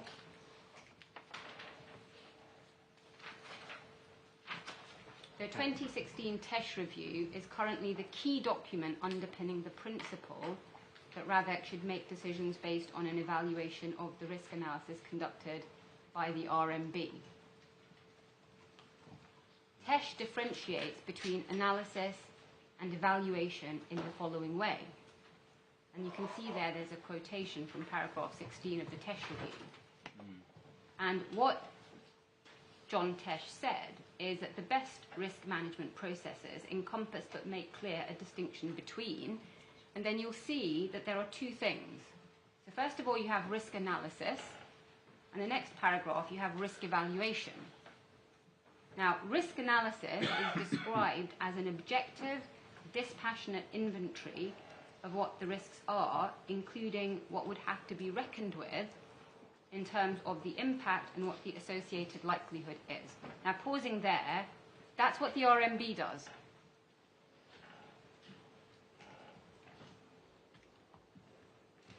We then see risk evaluation. That's a policy-making process in which social values and risk tolerance levels are factored in by ministers and officials in order to decide about the objectives of policy, what measures can or must be taken to achieve those objectives, and whether the residual risk is tolerable. That is what Ravec does.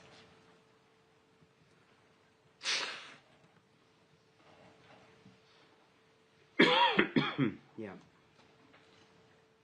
And then if you, since we're in this, perhaps I should just show you a few more of the passages. You can see in paragraph 8 Well, standing back, I should say, what they're doing in 6, 7 and 8 is explaining, essentially, that they need to develop the risk evaluation framework. So the bit that Ravec does, they're trying to develop in this document, not the bit that the RMB does. And they're explaining in paragraph 8 why that framework would help. So you can see, to ensure that decision-making processes are applied consistently across the cohort of protected principles, ensuring that different factors are not weighted disproportionately in relation to different principles. It will also strengthen the transparency. And then you have the heading criteria for evaluation, where they then go on to explore that very thing. And you can see that they say, worth exploring each of the criteria for evaluation set out in TESH. And my lords, this sentence, which understandably I put great emphasis on, the description of the RMB, crucial to that consideration, that is, of what should be in the criteria for evaluation, crucial to that consideration is the parallel review of the RMB. When did that take place? When did... The review. You referred to TESH. Yes. And it was 2016? It was 2016. I don't believe that we know the date of the RMB review. You can see that it's described in some more detail later on in that paragraph. I'm obviously not going to continue reading out, but you'll see... What I was puzzled by is paragraph 8, which says, developing such a framework, obviously in the future, should also help assure committee members that decision-making processes are applied consistently, etc. Yes. So, I mean, this is all forward-looking, is it not? Yes, it is, as far as risk evaluation is concerned. Yeah. But we're not. But my lords, I'm not troubled by that, because I'm not asking you to look at how Ravec itself has evaluated the protective security. That is not part of my challenge. My challenge is the process that Ravec followed before that.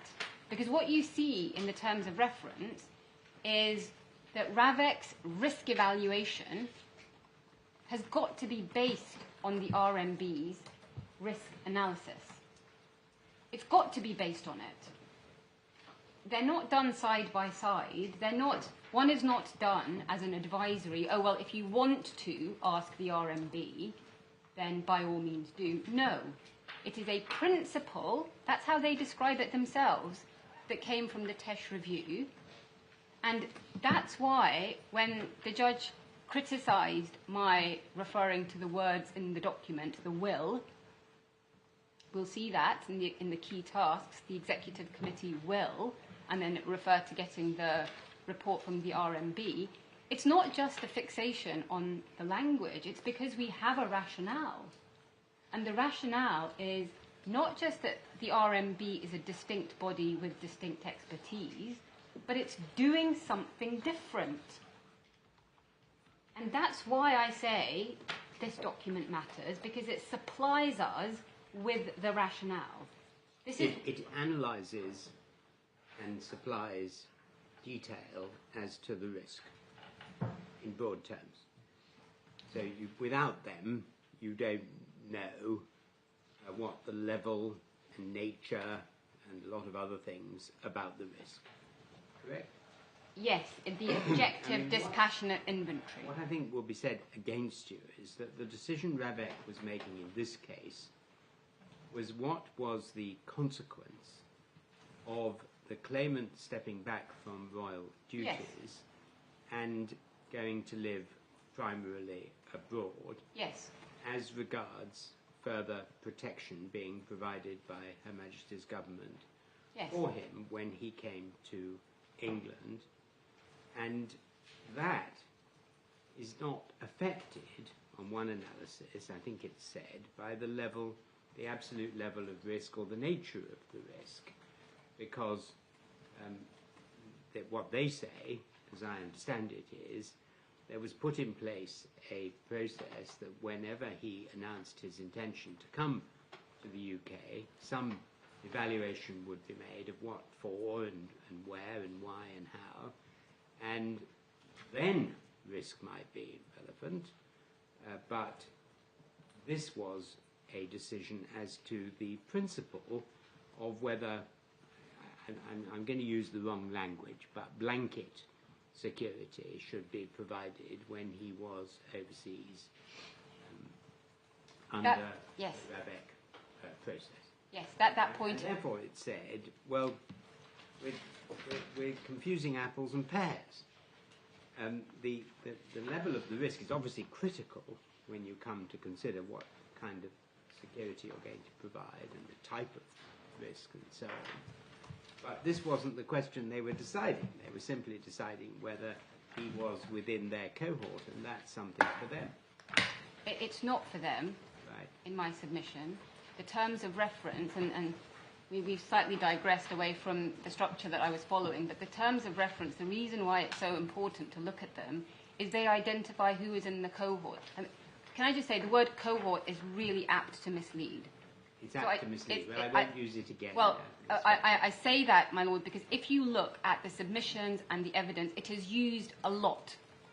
But it is not always clear what it means by the person who's using it.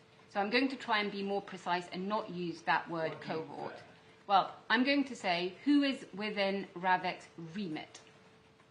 Right. Okay, that's the first question, and the answer is members of royalty and public figures. And I said this to Mr. Justice Lane. I am not within Ravec's remit. Clearly. It's got to be someone who comes within that description. And we have evidence, and I will take you to it in the closed session, about what that means. So that's how you get... That's not about you. It's not controversial to say that the claimant is within the remit of Ravec, is it? Well, it shouldn't be. Stepping back from royal duty. Well, precisely so. That's my point, my lord. Well, they say that it's within their remit because they say they're going to consider what they should do whenever it comes to the UK. Exactly. This is not a case where the appellant has been knocking on their door saying, "Let me in." They have let him in. So that is the remit question.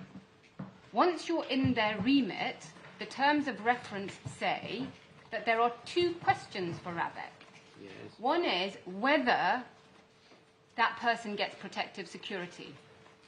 So being in the remit doesn't mean that you get it. They still will consider whether or not you should. Yes. And then they will consider, if you're going to get it, what you should get. So all of that has got to be considered. Now, going back to my lord's point about the point that will be taken against me, so Richard's evidence is that when there was the change of role from full-time working member to not being a full-time working member, Yes. his evidence is, well, the terms of reference don't apply to the appellant. We don't have to make our decisions under the terms of reference.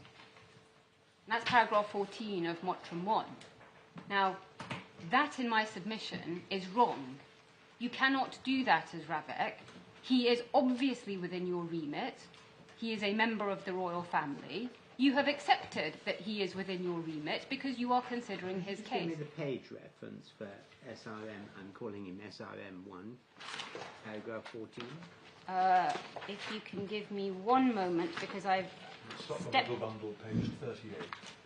stepped away. Thank you very much.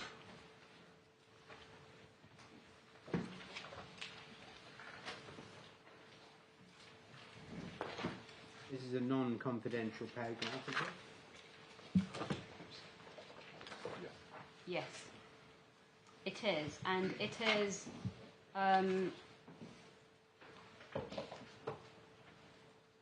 Perhaps if I can just show you from the top of that page, he describes the essence of implementing the policy. That's the government's national risk assessment policy. And then he explains that there are two guiding principles. You see what they are. Sorry, I'm not seeing two guiding principles. So Paragraph This is paragraph 14, but it continues on page 39. I thought...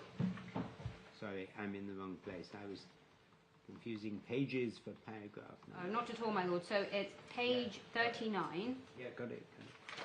And he says at the top of that page, he refers, you can see, to the government's national risk assessment.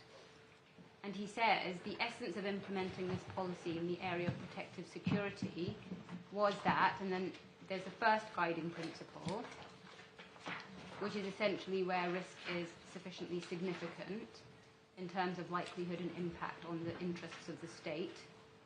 And secondly, proportionate protective security measures should be provided at public expense appropriately to mitigate that risk. He then says, within these guiding principles, it was for Ravec to determine which individuals were within the cohort, and you see what I mean about the use of that word, for which it took responsibility for the provision of proportionate security measures. And this cohort changed over time as the roles of individuals changed and as security threats evolved. Just pause in it. that sentence, cohort means the people who satisfy 1 and 2. Exactly. Yes. Exactly. Right. But sometimes it's not used in that way. No, well, it is here. Yes, and this is part of the problem. But anyway, moving on, he says, it follows that Ravec did not produce nor was governed by a form of overarching guiding policy document which sets out who is to form the cohort and in what circumstances. There was no such document. Now, I accept that, of course. But what that means is when Ravec's considering the whether and the what, the evaluation bit that we saw, there isn't something which explains in detail how it's going to do that. We have the guidance in the evaluation criteria, but we don't have a document setting it out chapter and verse. Right. And then he goes on. I and the members of Ravec followed the guiding principles as set out above and reached decisions in individual cases in a flexible and context-sensitive manner accordingly, including by reference to how potentially analogous cases had been handled in the past. And this is the important bit, my lord. When the claimant refers to Ravec's policy, it must be understood in this light. In particular, I should note that the 2017 terms of reference do not specifically address the responsibilities of Ravec in relation to an individual whose status has changed and no longer falls within the cohort of principles. That is clearly a matter for Ravec, but it is not a matter guided by the 2017 terms of reference. So what he's saying... So do you disagree with that? I say that's wrong. Wrong in what sense? That's not what the terms of reference say, and it's not what, in my submission, properly interpreted the terms of reference mean. What they mean, as I've said, is if you're within the remit, Ravec has got to comply with those terms of reference. I mean, the name of the document is a clue. It's terms of reference for Ravec. It's explaining how Ravec needs to approach its decision-making. It is not saying... Well, just pause for a moment. I completely see the sort of blanket nature of the submission that, terms of reference are terms of reference, and therefore what you do are guided by terms of reference. That's all very logical, if I may say so. But I think the problem here is this has never happened before. So there's not a part of the terms of reference which say what does Ravec do when a previously active member of the royal family undertaking state duties decides to step back and go and live abroad. There's not a section that says... No, there is not. What I understand Sir Richard to be saying here, and I may be wrong, is that actually there's no specific part of Ravec that addresses the responsibilities of status change, etc. So we were flying free in reaching a decision as to what to do. I think he's not saying we completely ignored terms of reference. He's just saying we didn't get specific guidance. Well, my lord, I may be corrected by the respondent, but my common ground, you recall I began with this. Yes. As far as I understand it, it is common ground yes. that Sir Richard did not consider that the 2017 terms of reference applied to the claimant. So, well, I think that's too broad a statement, isn't it? I mean, of course they applied to the claimant because they applied to everything the Ravec did. What he's saying is what he's saying is precisely in this sentence. In particular, I should note that the terms of reference do not specifically address the responsibilities of Ravec in relation to an individual whose status has changed and no longer falls within the cohort of principles. Now, I understand, but he's used that term here to mean people who are going to have protection. yes, So let's assume he still means yes. that. And that's clearly a matter for Ravec, but it's not a matter guided by the terms of reference. So that's what he means. He's not saying the terms of reference don't apply to the claimant, or he doesn't have to apply the terms of reference, or even that he didn't consider the terms of reference. He's just saying, in this particular decision, I don't get any specific help from the terms of reference, isn't it? Well, my lord, I haven't understood the respondent to be interpreting it in that way. Okay, all But right. as I say, I may be corrected in that. Well, I should be corrected if I'm wrong as well. Yes. My lord, it would make things a lot easier if what my lord is saying was actually the position. Part of the reason I'm having to fight this is because of the way it's been defended, which is to say, we didn't apply this at all. You completely fell outside of the process. But can I just deal with this idea of flying free? And I will come back to it in the closed session. Ravec were not flying free. No, of course not.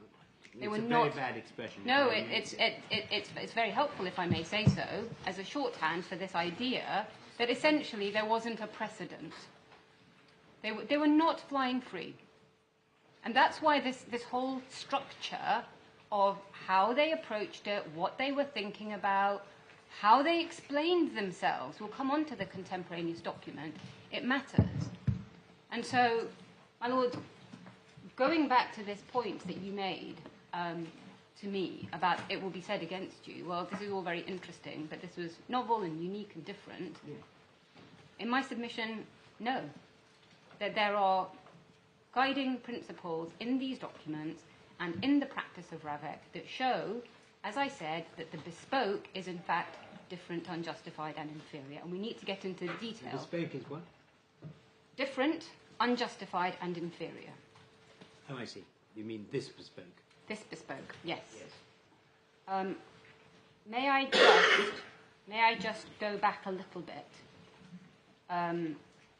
Because what I was doing was just going through the two terms of reference documents and giving you some references. Can I just make sure that you've got them? And I'm mindful of the fact that my lord wishes to see the specific documents, so I don't want to skip over them. But can I show you in particular just two passages in both of them? So the 2017, this is in terms of what Ravec does, and it goes to my point about the will. So this is paragraph 20, and it's the third bullet point. So it is page 171. Yes.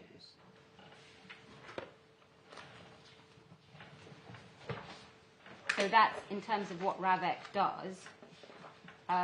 Executive Committee will evaluate the risk analysis conducted by the RMB in order to, and then you get the who and the what.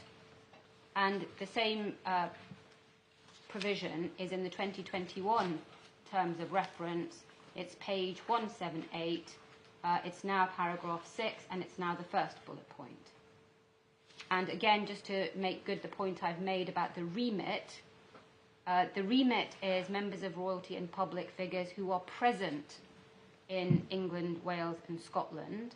And again, if I can just show you the 2017 terms of reference, you see the word present on page 168 in para 3.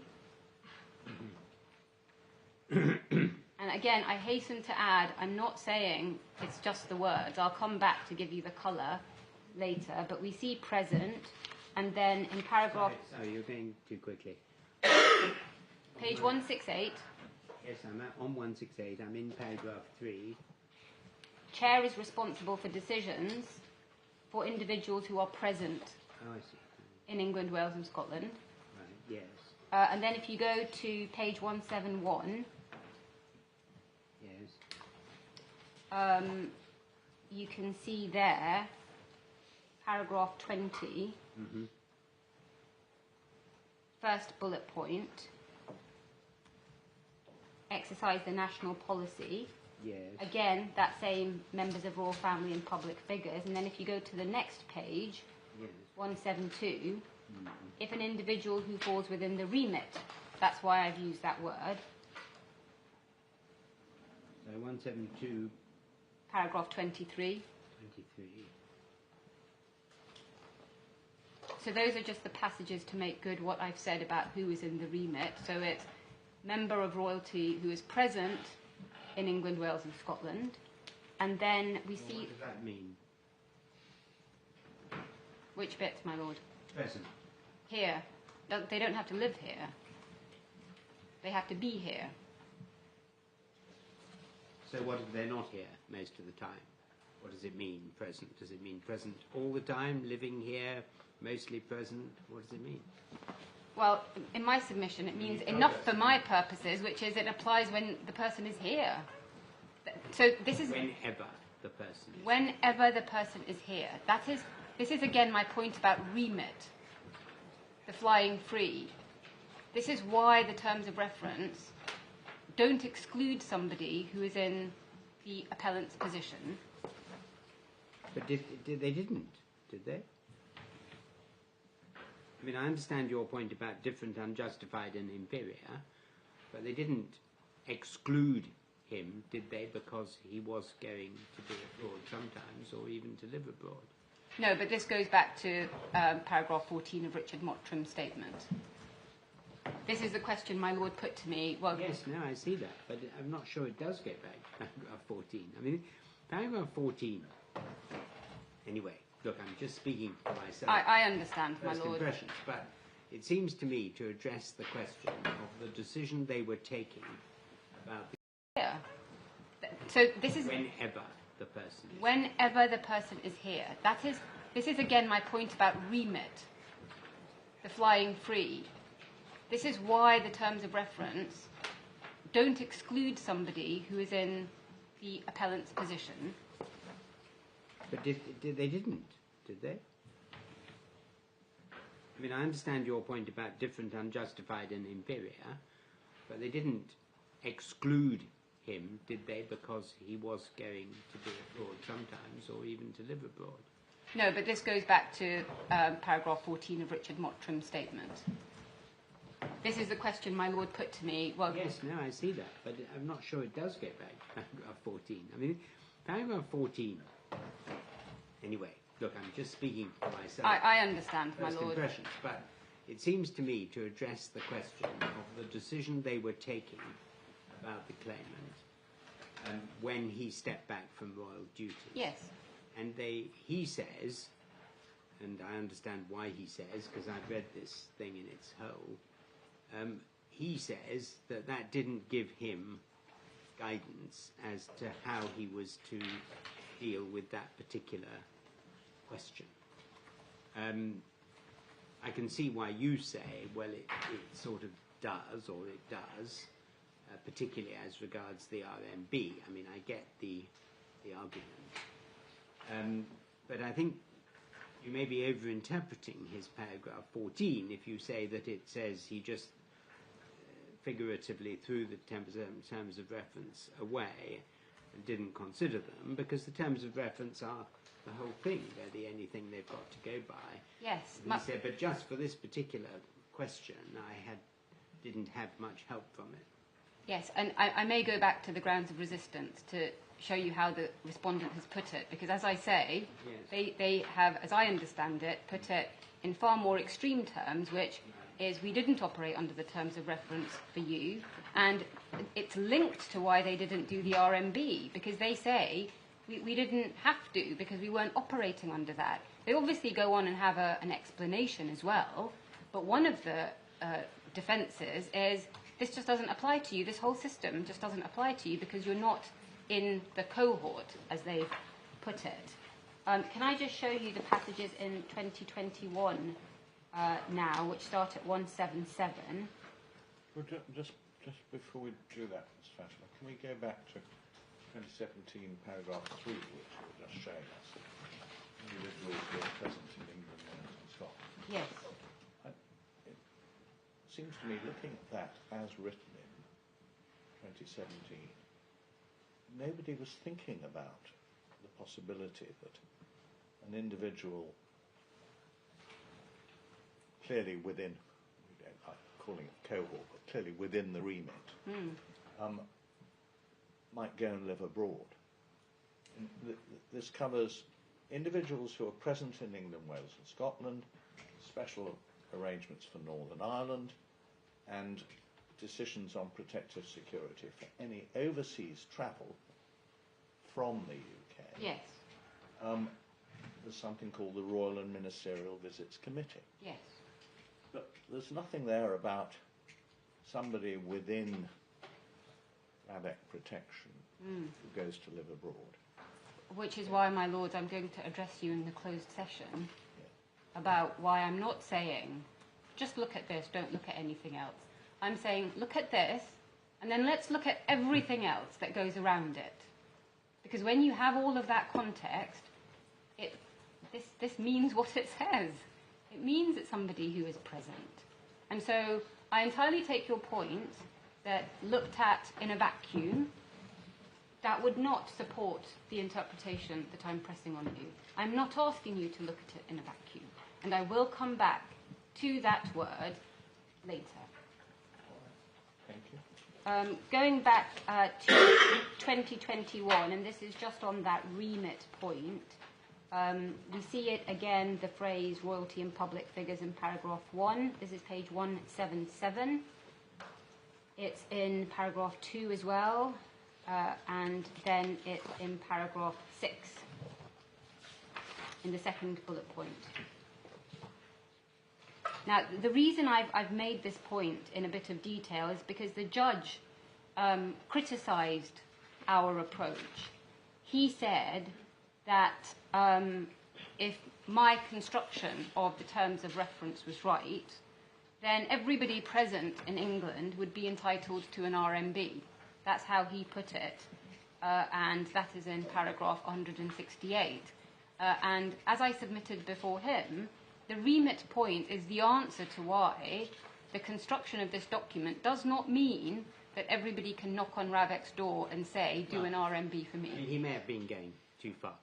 I think the point is the same if he was saying every public figure, because where do you stop with public figures? I mean, well, this is what is a public figure in one sense. So, well, my lord, we have evidence. If that's not true, that's not. We have evidence. There are thousands of people who might be. They might be, but the reason that isn't a good, I would say, answer to the remit point is we have some explanation of what public figures are in Mr. Hipgrave's statement. Right, thank you. But that is besides the point, because nobody could dispute that the appellant is a member of royalty and therefore in the remit. No, nobody disputes that. The purpose of Ravec's policy objectives, just so that the court has those, are in paragraph 10 of the evaluation criteria document, which we were looking at earlier, but we didn't look at paragraph 10. Could I just invite you to make sure that you've seen that? It's page 175. Yes. Objectives of the policy. The objectives of the policy, and this goes partly to context for when you're looking at how to interpret not just the documents and how they applied them, but also when we come to good reason. So, responsibility of the Home Office to advise the committee of any relevant developments in these objectives, considered that they will likely to remain stable, must be done openly and transparently so that the committee always has a clear, predetermined policy framework. And this goes back to my Munjaz point. We're not in the territory of merely advisory, because Ravec itself is saying here that what it's trying to do is have clear, predetermined policy frameworks, i.e. something that has to be applied. And it then goes on to explain, again, my lords, critically in my submission, that in practice, and this is after having obtained an RMB assessment, Ravec should then simply have to test the recommendations of the RMB to ensure that they meet the committee's agreed objectives. So again, this isn't something that is a discretionary, voluntary phase that Ravec can choose to do or not do. We get very clearly from this document in particular that the role that this has. So can I then, if you just give me a moment, I'm seeing whether or not in the question and answers I've covered some of this ground. Well, sorry, I'm in front of getting out of place. Can I just invite you to read the earlier part of that paragraph as well, its emphasis on flexibility?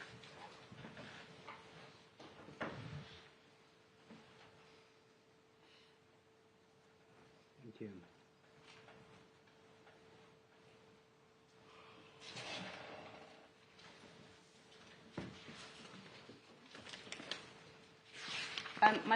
My Lords, I think that's enough on purpose. Content, I think we've also covered.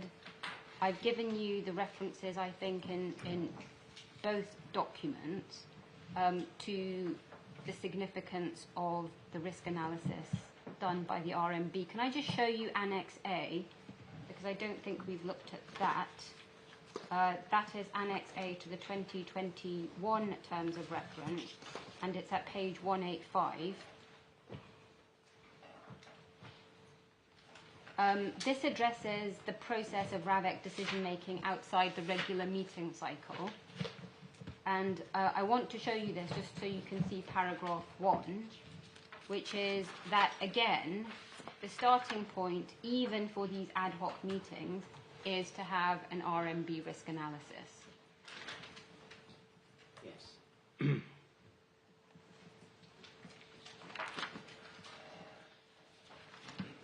So in terms of context, I said there were 4 strands. Can I just tell you what they are before lunch?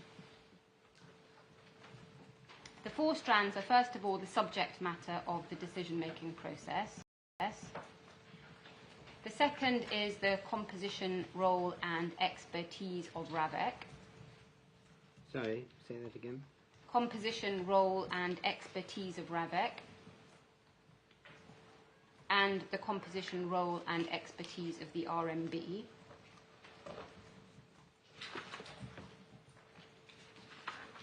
The third is the nature of the information and analysis that Ravec gets when it's making decisions about who gets protective security. And the fourth is what we know about RMB risk assessments that have been done for other people and when.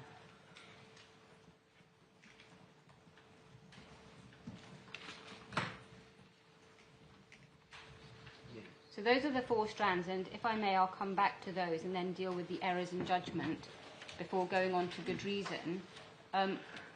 My Lord, I've been given a note, which is that my instructing solicitors have raised a concern that it might be difficult for those in the room to follow the references to the evidence.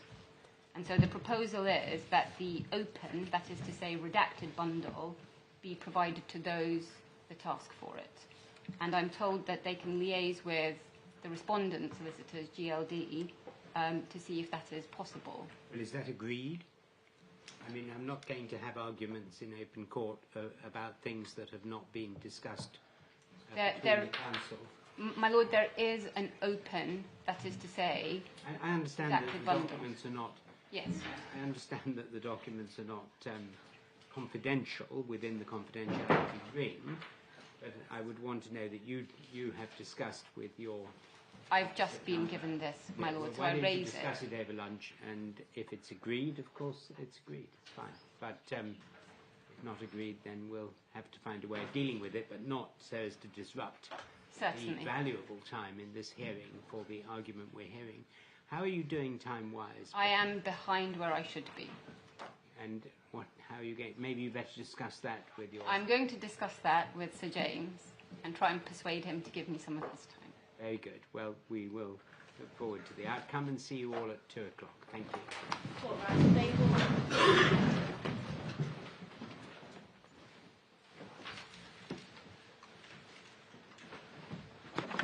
and expertise of the RMB. You've seen the composition and role of Ravec from the terms of reference, and we've seen that it is entrusted with the expertise to make the risk evaluation decision once it has received the RMB. As for the RMB itself, I've obviously shown you their role.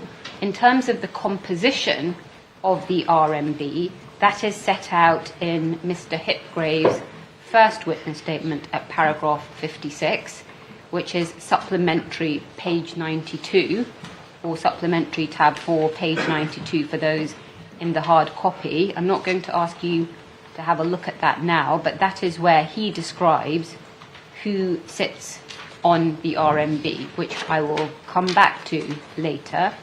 And in terms of the expertise of the RMB, his evidence describes the RMB as providing Ravec with, and I'm quoting now from paragraph 54 of Hipgrave 1, expert advice in respect of the threat picture, the risks faced, and any proposed mitigation of those risks. So that's supplementary pages 91 to 92. There is no suggestion in any of Ravec's documents or evidence that Ravec has the same expertise as the RMB. Indeed, the whole thrust of the TESH review recommendations, as reflected in the EC which I showed you, is that the RMB has different expertise from Ravec, and that is why there is that staggered approach of getting them to do the assessment before Ravec does the evaluation. There's some membership overlap, I think. There is some membership overlap, but it's difficult to know from what we've been told. Okay. The bodies represented are the same. Ravec seems to have people at a more senior level. Yes, up to a point. That the same bodies are represented, but it's the additional people that are on the RMB, which Mr. Hipgrave identifies, Right. which I will come back to. All right. And obviously the court will have the point that representation of the same bodies doesn't imply that those individuals have the same expertise, even though they are part of the same bodies. The third strand is the nature of the information and analysis that Ravec gets when making decisions. And here we know that the RMB considers threat. So that's Mr. Hipgrave's first statement, paragraph 61. And we also know that this is different from what is contained in the threat assessments, because what the RMB is doing is getting those documents and analysing them. And we get that from Mr. Hipgrave's first statement, paragraph 57, where he says that the RMB gets the threat assessment.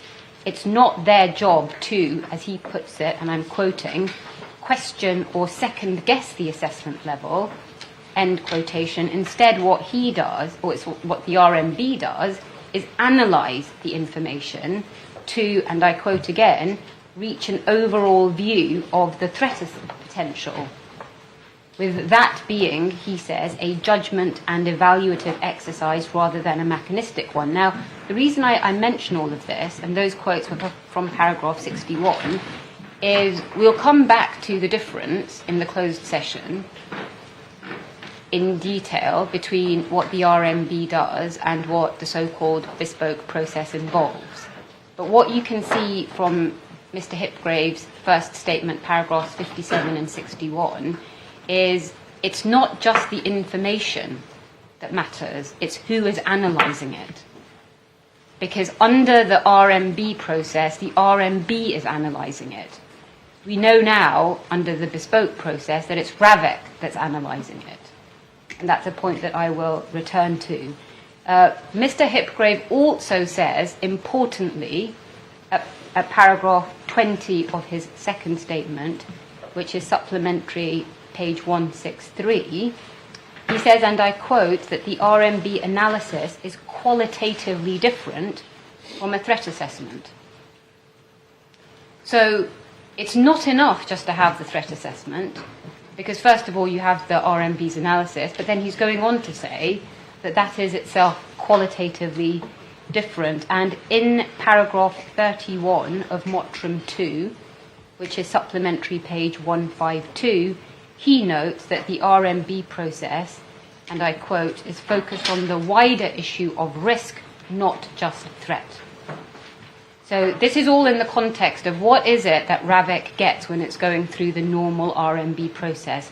So we know that RMB considers threat, and we know what it's bringing to the table when it's considering threat. It's the analysis, and it's the qualitative difference in that analysis. The second thing the RMB considers is impact. And that's Mr. Hipgrave's first statement, paragraph 62, supplementary, page 94. And there are a range of factors that go into impact, and I will come back to that. And then there is another factor, which I will not describe, but is set out in Mr. Hipgrave's first statement at paragraph 64. Just invite the court to have a quick look at that, given that I'm restricted in what I can say. Which bundle reference? Supplementary 94. So I just want you, for your notes, to be able to jot that down, and I will come back to it. What paragraph is it? It's paragraph 64.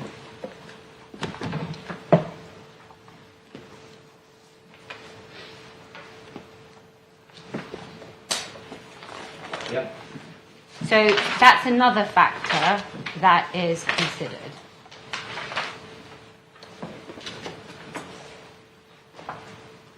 Now, he tells us, Mr. Hipgrave, that, and again I'm quoting, all of these matters are put together by the RMB to create a consolidated risk profile for the individual comprising threat, impact of a successful attack and risk.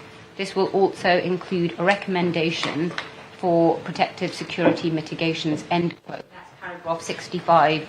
It's supplementary, page 95. And he then says that the work of the RMB is considered by Ravec. That's paragraph 69, supplementary 95. So that is what Ravec gets when it gets an RMB assessment. It has an assessment that is looking at the things I've just described.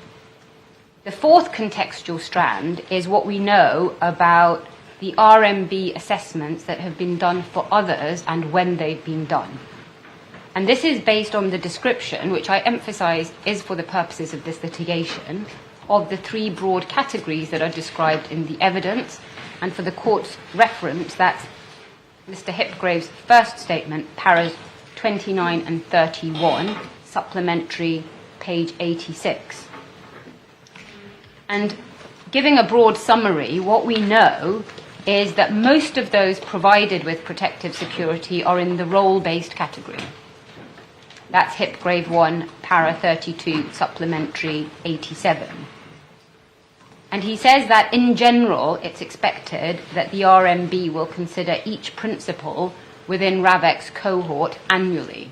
That's Hipgrave 1, para 66. And that, in general, I should say, appears to be a reference to the annual consideration rather than to the RMB being done in the first place, because at the end of that paragraph, he makes the point that there may be decisions that need to be taken out of the usual RMB process, and he notes that, and I quote, urgent assistance may be required from the RMB Secretariat and such members as are available to assist on an ad hoc basis, end quote. That's Hipgrave 1, para 66. And I already showed you Annex A to make the point that even with those ad hoc, out of the ordinary cycle process meetings, the RMB goes first. He describes the assessment as one important consideration for all decisions on the protective security to be provided to principals. That's Hipgrave 1, para 54, supplementary, page 91. Now, he does say in one passage that the judge relied on that the RMB may be invited by Ravec to consider risk assessing any individual for their potential inclusion within the cohort. That's Hipgrave 1, para 59, supplementary 93. Now, the judge placed emphasis on the use of the word may rather than must. That's in the judgment at para 162. And in our submission, he was wrong to do so because, as the court knows, my submission from earlier today, there's nothing in Ravec's terms of reference that suggests that the RMB is anything other than mandatory for anyone within Ravec's remit. And secondly, there's nothing in the evidence of Ravec's practice to suggest that the RMB was not carried out for those who had previously had protective security. And that is why we say that the appellant has been singled out in this unjustified and, we would say, inferior way. And I'm going to return in the closed session to give you some more submissions about that fourth strand. That is to say, how it's been applied in practice, the individuals to whom it has been applied, and so on. And if I may, I'm going to give placeholders, in case you're taking a note, to say that that's private point 1, so that when I come back to it in closed, hopefully you will be able to slot the submission in to the note that you're making. My lords, the errors in the judgment. There are 3 errors that the judge made. The first is that he said that the 2017 terms of reference did not require Ravec to do an RMB before making decisions as to whether or not someone gets protective security, and if so, what. So he treated it as something optional, and we say that's where he got off on completely the wrong foot. And even though he went on...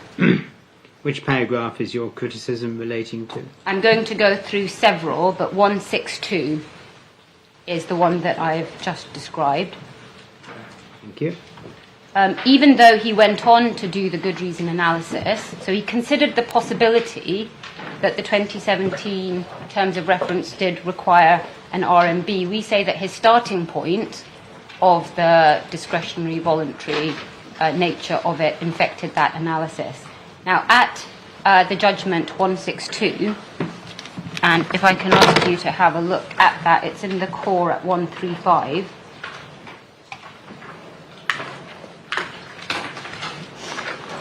The judge makes 3 points in this paragraph. First of all, he says that the terms of reference cannot be treated as hard-edged policy documents.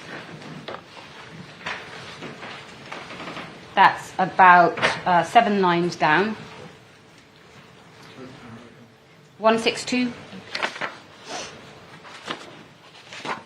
If that is intended to mean that the terms of reference do not mean what a reasonable and literate person would understand them to mean, then we submit that that's wrong.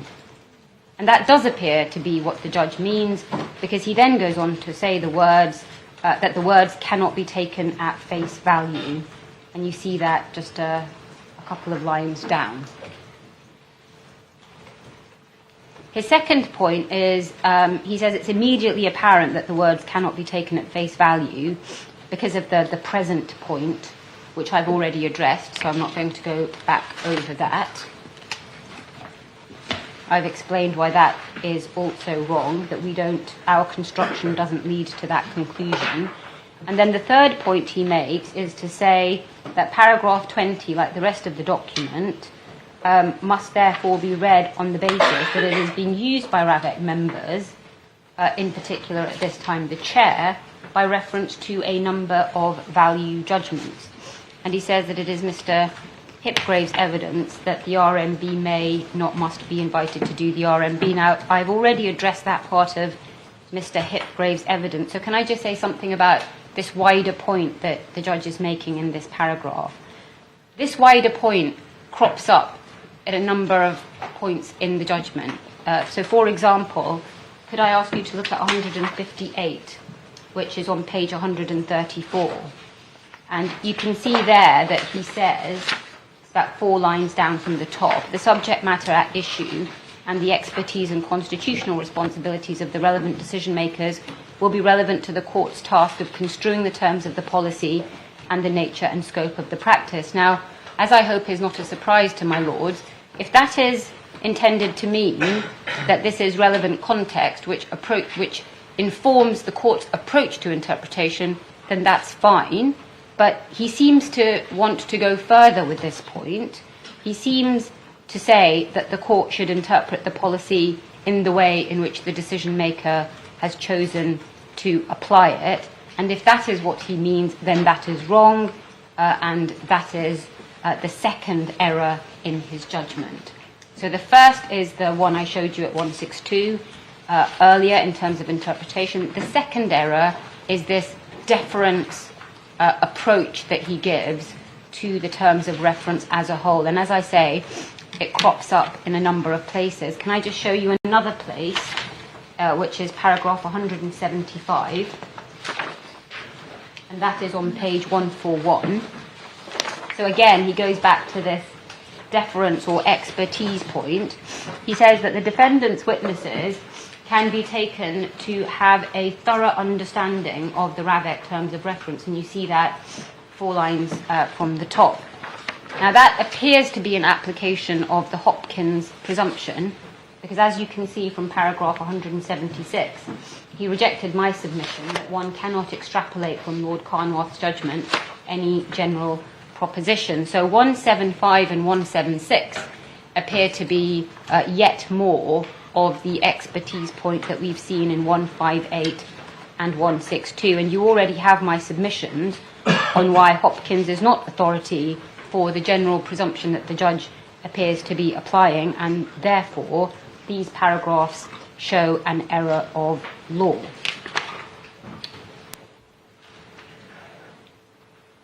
Then could we have a look at paragraph 178? This is the third and final interpretation error, which we say is wrong.